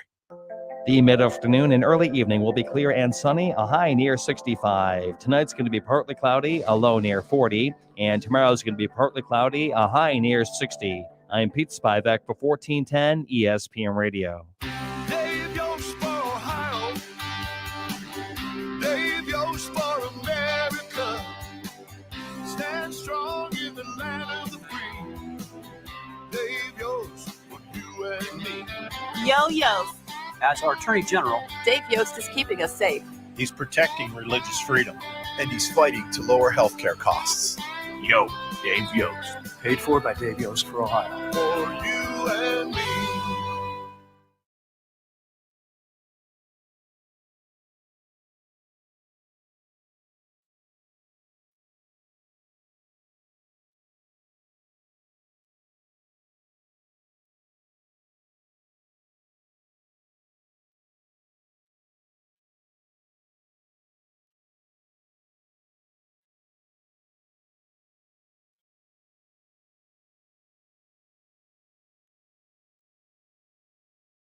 Need a U.S. passport? We can help. Hi, this is Mike Foley, your Montgomery County Clerk of Courts. Visit one of our convenient auto title locations in Huber Heights, Clayton, downtown, Moraine, and Centerville. Make us your first destination before you travel abroad. No appointments ever needed. We do passports.com for more info.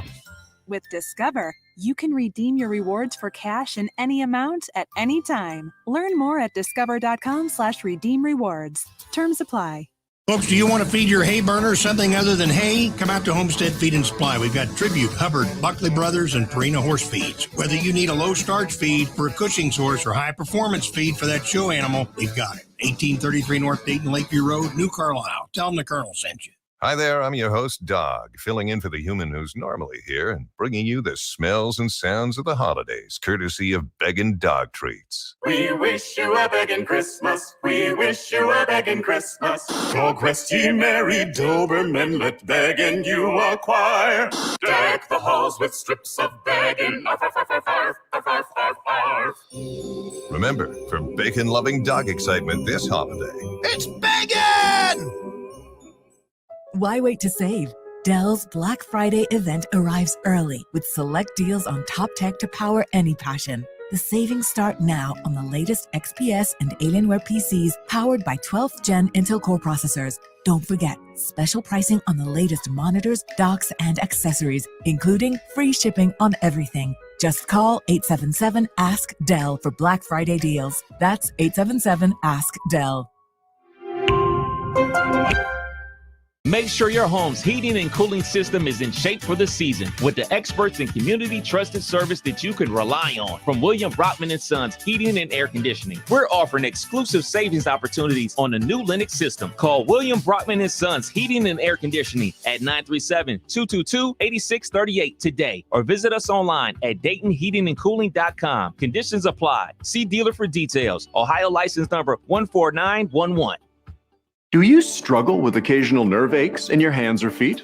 Try Nervive Nerve Relief from the world's #1 nerve care company. Nervive tablets contain alpha-lipoic acid to relieve nerve aches, weakness, and discomfort, plus B-complex vitamins to support healthy nerve function as you age. Live life with less nerve discomfort with Nervive Nerve Relief. Learn more at nervivehealth.com. And try Nervive Pain Relieving Cream to block nerve pain signals at the source. Use as directed. At the United States Postal Service, we're here to deliver fast and reliable service to help you get holiday ready. We offer free package pickup and deliver free shipping supplies to your address. So whether you're in Garland, Texas, Rudolph, Wisconsin, or anywhere in between, we're making it easier for you to spread festive cheer this holiday season. USPS, delivering for America. For all your holiday needs, including info about free shipping supplies, free package pickup availability, and restrictions, go to USPS.com/holidays. Hey everybody, it's Stephen A. Smith, and everyone knows my feelings on Cowboys fans. But really, Justin Kenner, you're a Cowboys fan and a Browns fan? Good Lord have mercy. I don't know what the hell to do with y'all. I really don't. It's the Justin Kenner Show with Kev Nash. Weekdays from 3 to 6 p.m. on 1410 ESPN Radio.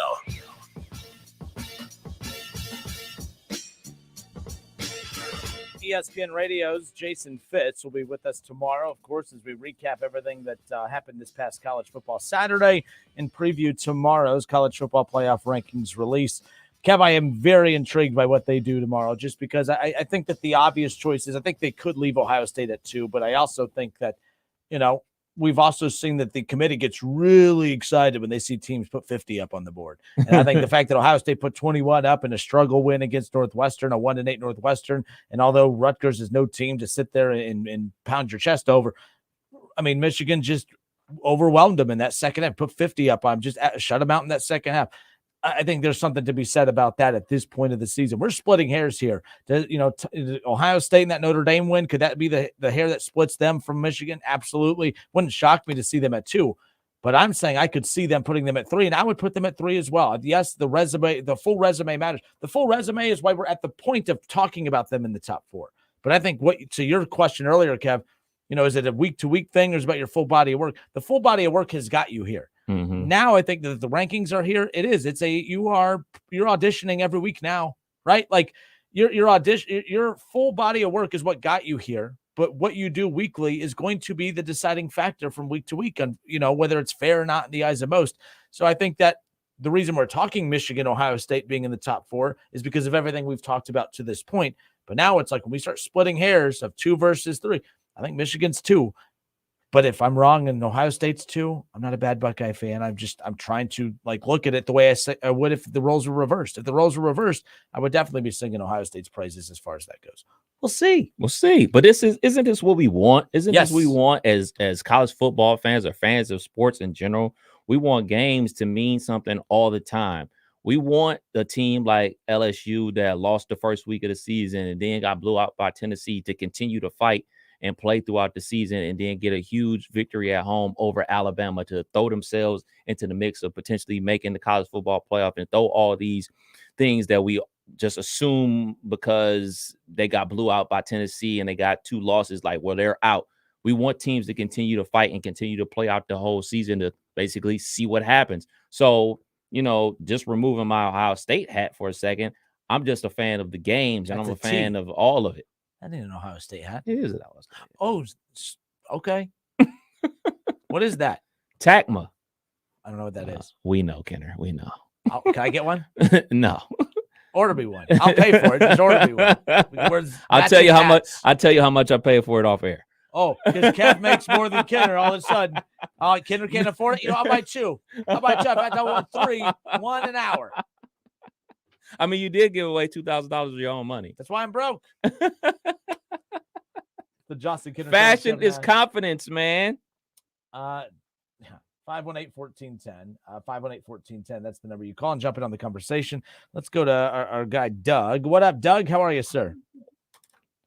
Hey, how y'all doing? Good. Hey, I got a question for you.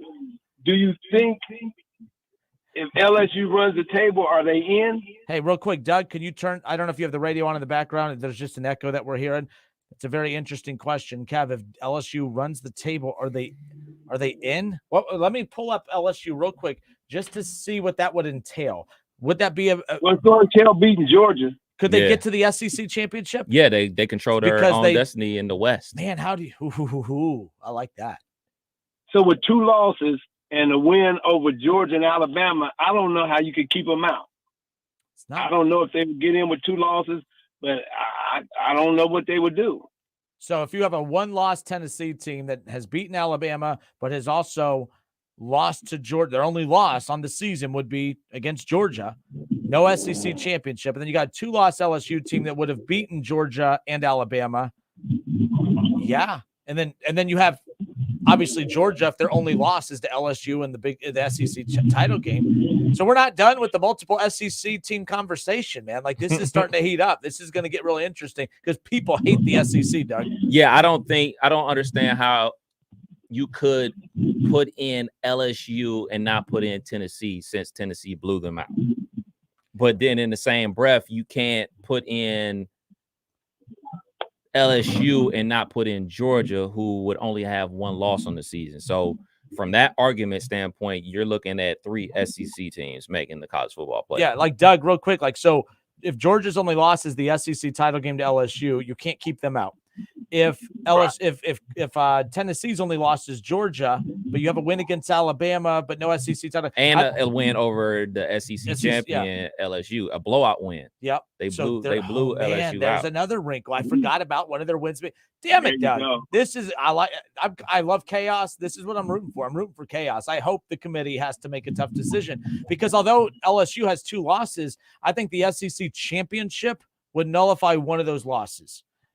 Yeah, that's what I was thinking. I think if you win the SEC championship and you beat Alabama and Georgia, you can't, because first of all, it's supposed to go by who is the best teams, not the most rewarding teams. And if you beat if you beat Alabama and Georgia and win the SEC championship, there's no way someone could say they not one of the best teams. Oh, Chip Kelly and his family have to be real happy right about now. And LSU's remaining schedule at Arkansas this Saturday, home versus UAB, and then at Texas A&M, and then they play in the SEC championship game versus Georgia most likely. So yeah, they can make it. It can happen. This would have to be the most controversial thing ever. If that happens, especially if you have an unbeaten TCU, Georgia, and LSU that deserve to go. And on top of that, we could have an undefeated Big 12 champion in TCU. You could have a 1-loss Michigan or a 1-loss Ohio State out of the Big 10 that's been in the top 4 all season long. Man, yeah, like this is the chaos I was pulling for. Pac-12 with you. If Oregon ran the table, you'd have a 1-loss Pac-12 team. This would be. Well, I mean, any of those Pac-12 teams, pick your Oregon, your USC, and UCLA. They all have 1 loss. So if we're going to say that LSU can make the college football playoff and forgive their blowout loss, then that means we're going to forgive Oregon's blowout loss. We're going to forgive UCLA's blowout loss to Oregon. So if we're going to be forgiving blowout losses now, if that's going to be the new precedent, then yeah, everything is on the table. Well, I think the difference is you could forgive all their blowout losses, but there's nothing that's going to compare to beating Alabama and Georgia in the same season. Never. It does pile up. It does pile up. I mean, that pretty much outweighs everything. As dominant as them two teams has been recently, I don't know how you can, that just kind of outweighs everything. No, I'm with you. Doug, I appreciate the call, man. Thank you for bringing that to light. Appreciate it. Okay. Take it easy. Yeah, I haven't even thought that far ahead. I talk about LSU. I'm just mentally counting them out because of the two losses. But at the same time, it's just one of those, like, you can't, the one thing I said, I love the 14 playoff. It's just unforgiving to programs who get better as the season goes on. Like, I think it's really hard for many people out there to try to convince me that LSU is not one of the top teams in the country right now. They proved it this past weekend against Alabama. They're playing really good football. They have one of the best head coaches in all of college football. Like, it's not that crazy to sit here and look at LSU and say, yeah, they are a team that is worthy of getting to the college football playoff. I think a lot would have to happen for that to happen. But man, that would be a crazy scenario. Mark Smith on Facebook, Kev, he says, why did I lose it already? Oh yeah. He said, LSU can't be in. They just can't. We just went over how they can. That's the thing. We just went over how they can. So let me ask you this. I know everybody waves a flag about beating Alabama. I mean, shoot, Texas got ranked off of losing to Alabama because they had a tight game. Don't count out Ole Miss beating Alabama this weekend. Well, then that hurts LSU, and then that hurts Tennessee. Alabama getting a third loss, I'm done with Alabama. Alabama can't make – I don't think Alabama's making the playoff. They're not making the playoff. I think Alabama's done. But they play a crucial role in this. They're still that marquee, resume win for a lot of these teams. So we'll see. USC is the other team. Keep in mind, I'm bringing them up because of the fact that they have an opportunity. It's not just about the one loss for them. They have one loss, but they also now with Notre Dame getting that big win over Clemson over the weekend, 2 of their final 3 are going to be against top 10 opponents in USC and UCLA and, well, no, Notre Dame will not be a top 10 team. They'll be ranked, though. They'll be ranked. So they're going to have a top 10 matchup against UCLA, a top 10 matchup against Oregon in the Pac-12 championship, and obviously a rematch versus Utah, the Utes. And that they have that big one that we're talking about this coming up weekend. So, man, a lot of craziness, chaos. I feel dumb for even spending so much time, but on Ohio State struggling to beat Northwestern. My goodness, I hadn't, so it is what it is. Let's see, 518-14. So let's just go back to it. Kev, who we got up next? Packers fan Tim, line 4. What up, Packers fan Tim? How are you, sir? Hey, I'm going to talk a little bit about Ohio State. And, both Doug's calls. This last one, Doug, I think what he brought up answers that earlier person that was talking about how your SEC, Southeast Conference biased. I mean, you could legitimately have if LSU were to win out. That was a great question Doug brought up. And the other question Doug brought up that you guys didn't agree with, but I do agree with him when he asked about the schedule.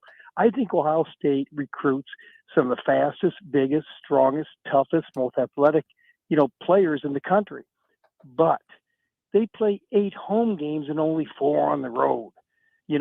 Notre Dame's going out there. They play 6 times in South Bend. Yeah, they play a neutral game out in San Diego against Navy or something like that. But they play 6 and 6. Even big-time Bama only plays at home 7 times a year. And Bama can play just one out-of-conference heavyweight because they got a bunch of heavyweights in their conference. Ohio State doesn't. Ohio State's schedule isn't that good. Who are they going to beat in the Big Ten championship game? A 4-loss Illinois team or somebody? Ohio State, I think they don't get better. Notre Dame, people don't realize Notre Dame's already played 4 of the top 20 teams. Now, these are not preseason or, beginning of the season. These are, this weekend's college football playoff rankings. And we're not arguing that they should be in the playoff. We're just arguing that this is. Yeah. But while you're arguing about them being better, you're kind of giving Ohio State a little love. Yeah, no, those will help Ohio State, but Notre Dame's played 4 of the top 20 CFP teams. They've beaten 3 of them, and they've got 1 more to go. So 5 of their games are against top 20 college football playoff teams. Teams that play in the Southeast Conference. I watched that Tennessee-Bama game. I thought, oh my gosh, the way they were hitting. And that quarterback for Alabama, I mean, I thought he's not getting up. That guy's going to be concussed. He bounced up. I thought, wow. You know, some of those plays were just unbelievable. I think Ohio State doesn't get tested. I don't think they're just not battle tested the way these other teams. And I think they need to be scheduling another big heavyweight. Okay, Notre Dame, that's good. But, Arkansas State, whoever, we can make fun of Alabama playing Austin Peay. But look who Alabama's playing. They'll end up playing 5 top 20, college football playoff teams before it's all said and done. So the Southeast Conference, man, those guys are battle tested. I thought Ohio State, I was just shocked watching that game. Wait a second, this is Northwestern. And I was just as shocked when I saw what happened with Detroit and Green Bay Packers. So I need some advice. I need some advice from you, Justin. Now help me out, man. I love your show, so help me out. What do you do? I haven't felt this way since, even the 1980s. Why are you asking me? What about me? Used to being a loser. And John Jefferson and James Lofton, at least they were in some of these games and stuff. No, because, you're a Browns fan and you had that season, you didn't win any games. You had the season where you only won 1. So, what do you do? This fog, how long does it last? I'm still enjoying my Monday night kick ass of the Bengals from a couple Mondays ago. So, I guess a week ago. It was a week ago. This is such a new, strange thing for me. I haven't felt, maybe like in the late 70s, a few of those years, enforced. Well, even then that wasn't, so this is just a strange thing. So I don't know if any Browns fans got any advice for me what to do. Because I've just 5 straight. You got to put the Bengals on the schedule. That's what you got to do. That's how we cure everything. Just play the Bengals twice a year. The Packers have got to play Miami at Miami. I think they've got to play the Philadelphia Eagles at Philadelphia. They got to play Dallas Cowboys. The Packers have got some tough games ahead of them yet, so they got to play. The Vikings. Again, at least they get them at home, but. Man, I feel I have empathy for a lot of you other NFL fans, man. So if anybody has any advice, let me know. I'll put my top 10 things I do to cope with being a Browns fan. Well, what are your thoughts about Ohio State maybe just not being throughout the season, getting in these tough battles? It seems like they're always the 205-pound wrestler wrestling a 160-pounder or something like that. Instead of, having to go up against until they never wrestle their weight class. Is that what you're trying to say? But Tim, thank you. And I actually did not mean to hit the drop. Tim, I cut you off. That was on accident. I got a little trigger happy with my hand too close to the drop. But Tim, my bad on that. Did not mean to drop him. My bad. Throw a flag, penalty flag, hit the bell. I don't know what the bell means, but just that signifies a mistake by Kinner. So look, I think a caller had asked this earlier about Ohio State not being battle tested. I think opening up against Notre Dame. I know Notre Dame's not a great team this season. I don't know how to answer that. I don't know how to answer that right now. But nonetheless, James, you are up, sir. How are you? I'm great. I bet this is Northwestern fan. I didn't know Northwestern fans existed until you. But you must be feeling pretty good. Almost I was at the game, and how windy was it? Chick Ludwig was like, hey, it's understandable. The weather conditions were terrible. They weren't terrible to the third quarter. And Northwestern and Ohio State were tied 7-7 when there was no wind and no rain. So you're saying the weather cost you guys the game. That's what you're saying. No. Ohio State's a better team. That's what I'm saying. Ohio State's more athletic. They're faster. They're bigger. They're stronger. No question. But we were tied at halftime, and there was no weather. But the guy comparing Northwestern to the Detroit Lions, we did have played the Buckeyes in 2 of the last 4 Big Ten championship games. I don't recall the last time the Lions went to the NFC championship game, so I don't think it's a fair comparison. Someone out of that conference had to represent it in the Big Ten championship game. But you got Wisconsin. That's nobody, right? I mean, that's not nobody, right? They have been nobody for a while. That's why they fired their coach. Okay, fine. You got. You know what? I got to stop being that guy. I need to let you have that. You know what? You are right. What's the Lions they're more known for letting their best players, retire early than they are anything else. So my apologies, James. I'm going to let you have this. Yes, Northwestern, they've been in quite a few Big Ten championship games as of late. I'll give you that. Yeah. And the game, I mean, and so we had some success. I was at the game with my wife and my children, one who's an NU student. Are you an alum there? Are you an alum there? Yes, Okay, I am. 1990. Yes. And so I think our offensive coordinator, who came from Boston College, fell in love with the Wildcat because we had success in the first half. And then Ohio State made adjustments, and you both know this. At halftime, make adjustments. And we did not make adjustments, and they did. And they shut down the Wildcat. And then also you can't control Stroud. You can't control him. You can hope to contain him, but he had several huge runs, and they're just it's a better team. There's no question. Nope. And thank you for the call. He was at that game. Obviously talking about the last caller there, but he said, the wins weren't a problem. I know he said it wasn't a problem till the third quarter, but I don't know about that. I don't know about that. I saw a couple passes in the first half that looked like curveballs, like they would be coming to our receiver and then they just go to the left or something like that. But he was there. We weren't. We were watching on TV. Yeah, Mark in the Smith, comfort of our own homes. Yeah, Mark Smith even said, he goes, the ball was blowing away from the center in the second quarter. Yeah. Look, I'm acknowledging the win was a huge factor. I know that. You can't say it wasn't a factor. I mean, the one thing that stinks is Ohio State, they had the ball going away from the wind in that third quarter, but then Northwestern dominated for time of possession, I think, for 8 or 9 minutes in that quarter. So Ohio State only got that's what Keith Byers was most angry about, is the fact that, we thought we had it under control in that third quarter because they had, going away from the win, but they only had the ball for 4 minutes in that quarter. That was horrible. All right, 518-1410. Shaw, what do you want, Shaw? What do you want? What do you want? What do you want? How you doing, fellas? Chilling. Man, what are you all chipper for? Usually you're always like, hey, what's going on? After listening to this show for the past 30 hours, I'm very chipper. That a compliment? Thank you. I appreciate that. I always knew you were a big fan of mine. Yeah, I mean, you're making it sound like it's inevitable that we're going to win the last Saturday in November. No. Failing to realize that we struggled against Rutgers in the first half. It's just a weird thing, my team is bad, and I don't know what's happening here. What's your point?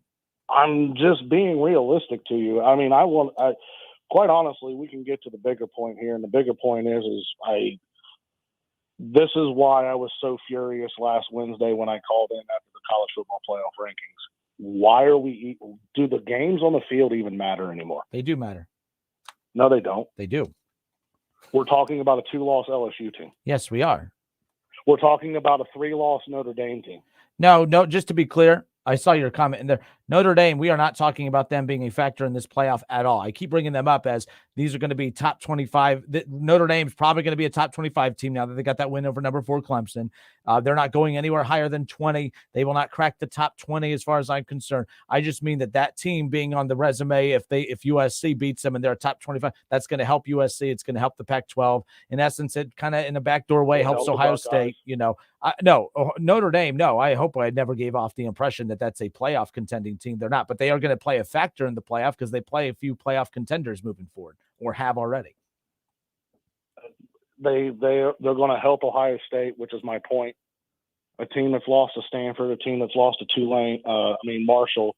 That team's going to help out Ohio State. The team that just beat the number 4 team in the country. If you're going to say the games don't matter, then you can't just say, well, the only games that matter are the ones you lose. So the games you win don't matter, only the games you lose?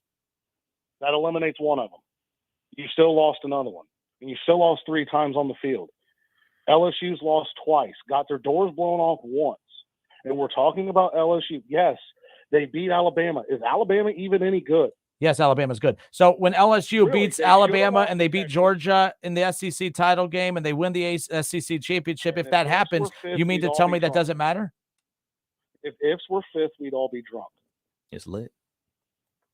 If ifs were 5th, we'd all be drunk. All right, I'm not Mr. Philosopher over here. My goodness, just what? We all have it. You can't ignore the fact that if they end up winning the SEC championship, that they would have wins over Alabama and Georgia. Because they put them at number 10. Because they beat Alabama and they beat Georgia. No, because they put them at number 10. So they could prop up Tennessee and they could prop up Alabama. You do the best Shaw That's the impersonation reason why of they the two brought of them us. at 10. So, Shaw, let me ask, so who's your top 6 in order, please? Right now, Yes. Georgia, Ohio State, TCU, Michigan, Oregon, Tennessee. You said Georgia, Ohio State, TCU, Michigan. Who? Oregon. Why are you talking slow to Kevin? You don't need to talk to him like that. I'm the jerk, not him. Oregon. Who is 6? TCU. I mean, I'm sorry. Tennessee. That's better. So, what we have to do here is we have to stop complaining about where teams are ranked, because at the end of the day, I don't have a vote. Kennedy doesn't have a vote. You don't have a vote. So we have to go off of what the committee says. So being that the committee ranked LSU at 10 after their win over Alabama this past weekend, what's their ceiling? Their ceiling cannot be above Tennessee, meaning they can't make the playoff. So in no way, shape, or form you can put LSU in. No. Okay. The games on the field have to matter. Hey, I'm with you. I agree, man. Now, what he's saying, Kev, is that only the losses matter. He's not saying that the wins matter. He's saying only the losses matter. True. That is true. They They just beat Alabama, and you're saying the losses don't matter. Huh? You're acting like the losses don't, and that's the problem. That's the problem with you, Cowherd, and everybody else in this country. You act like the losses don't matter. Damn, that's dramatic. They do. Why do we play the game? We play to win the game. Dramatic. You're being Yes, dramatic. that is the point. That is the point, to win the game. Mm-hmm. Teams You can't act get like better. You throw in all this Teams other can't crap. get better. So let me ask you this, Shaw. Let me ask you this.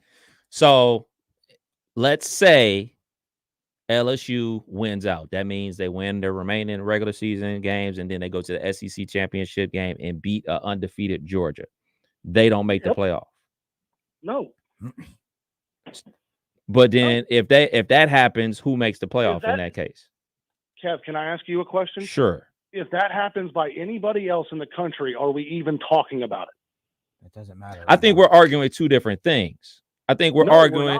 No. What I'm asking is just based off of what the committee has created, because I think us arguing about where teams should be ranked is pointless, because we actually have absolutely no control over that. We can argue about it left and right, kind of to your point. If ifs were a fifth, we all be drunk. That's basically what we'd be doing. We're just talking in circles because we actually have no influence on what the committee does. So based off what the committee has done, if LSU runs the table, which would mean a victory over Georgia, then being the SEC champion, even though they would have 2 losses, one being a week 1 loss to Florida State and a blowout loss to Tennessee, who would be in your Final Four? Would you? Who won Ohio State, Michigan? Oh, you know who I think gonna win. We'll go with Ohio. We'll go with Ohio State then. Does TCU stay undefeated? Sure. Who wins the Pac-12? Let's go with Kenner's favorite out there in California. USC. We'll keep him in the conversation. So in this scenario, you have a Pac-12 champion of USC. You have Ohio State as the Big Ten champion. You have TCU, who's undefeated.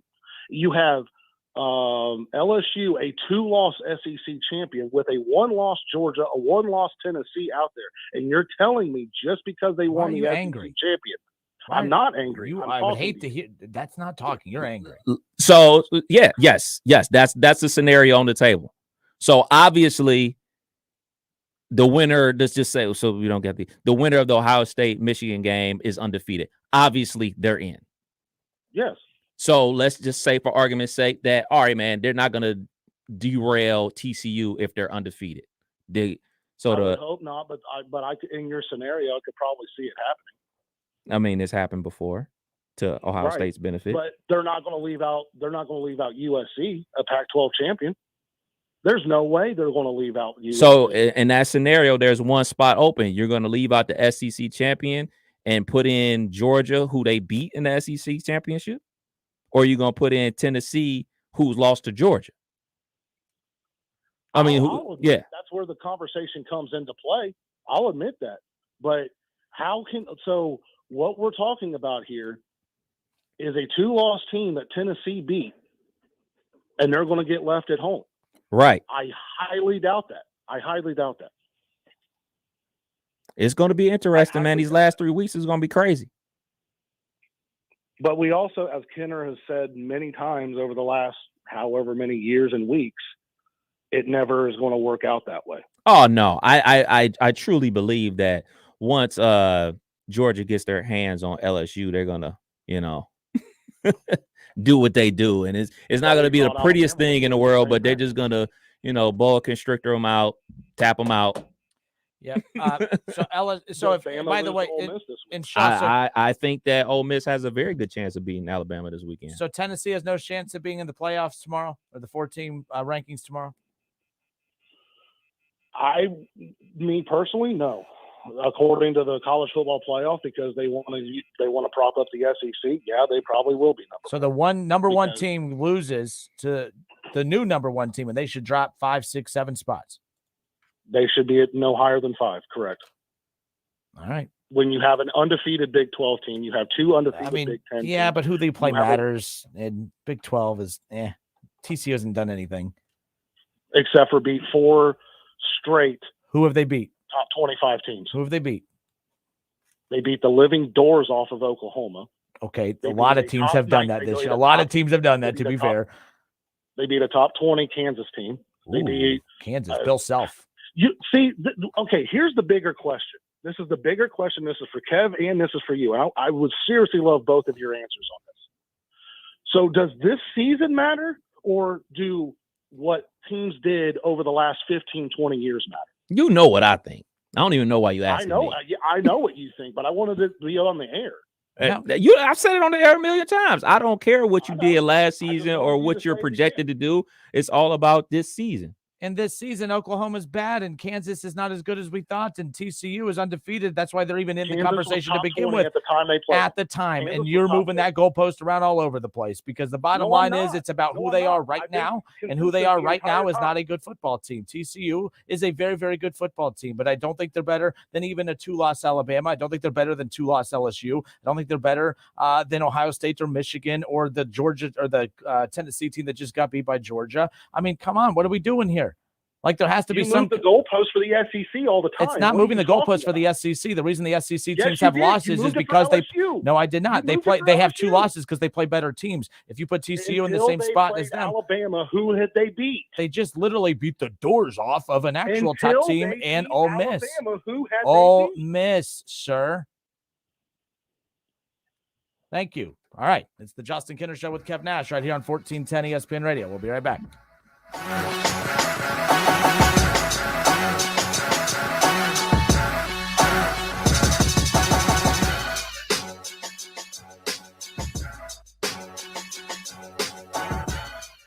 The Justin Kinner Show with Kev Nash, presented by Brad Mays with Home Experts Realty. Weekdays at 3 p.m. on 1410 ESPN Radio.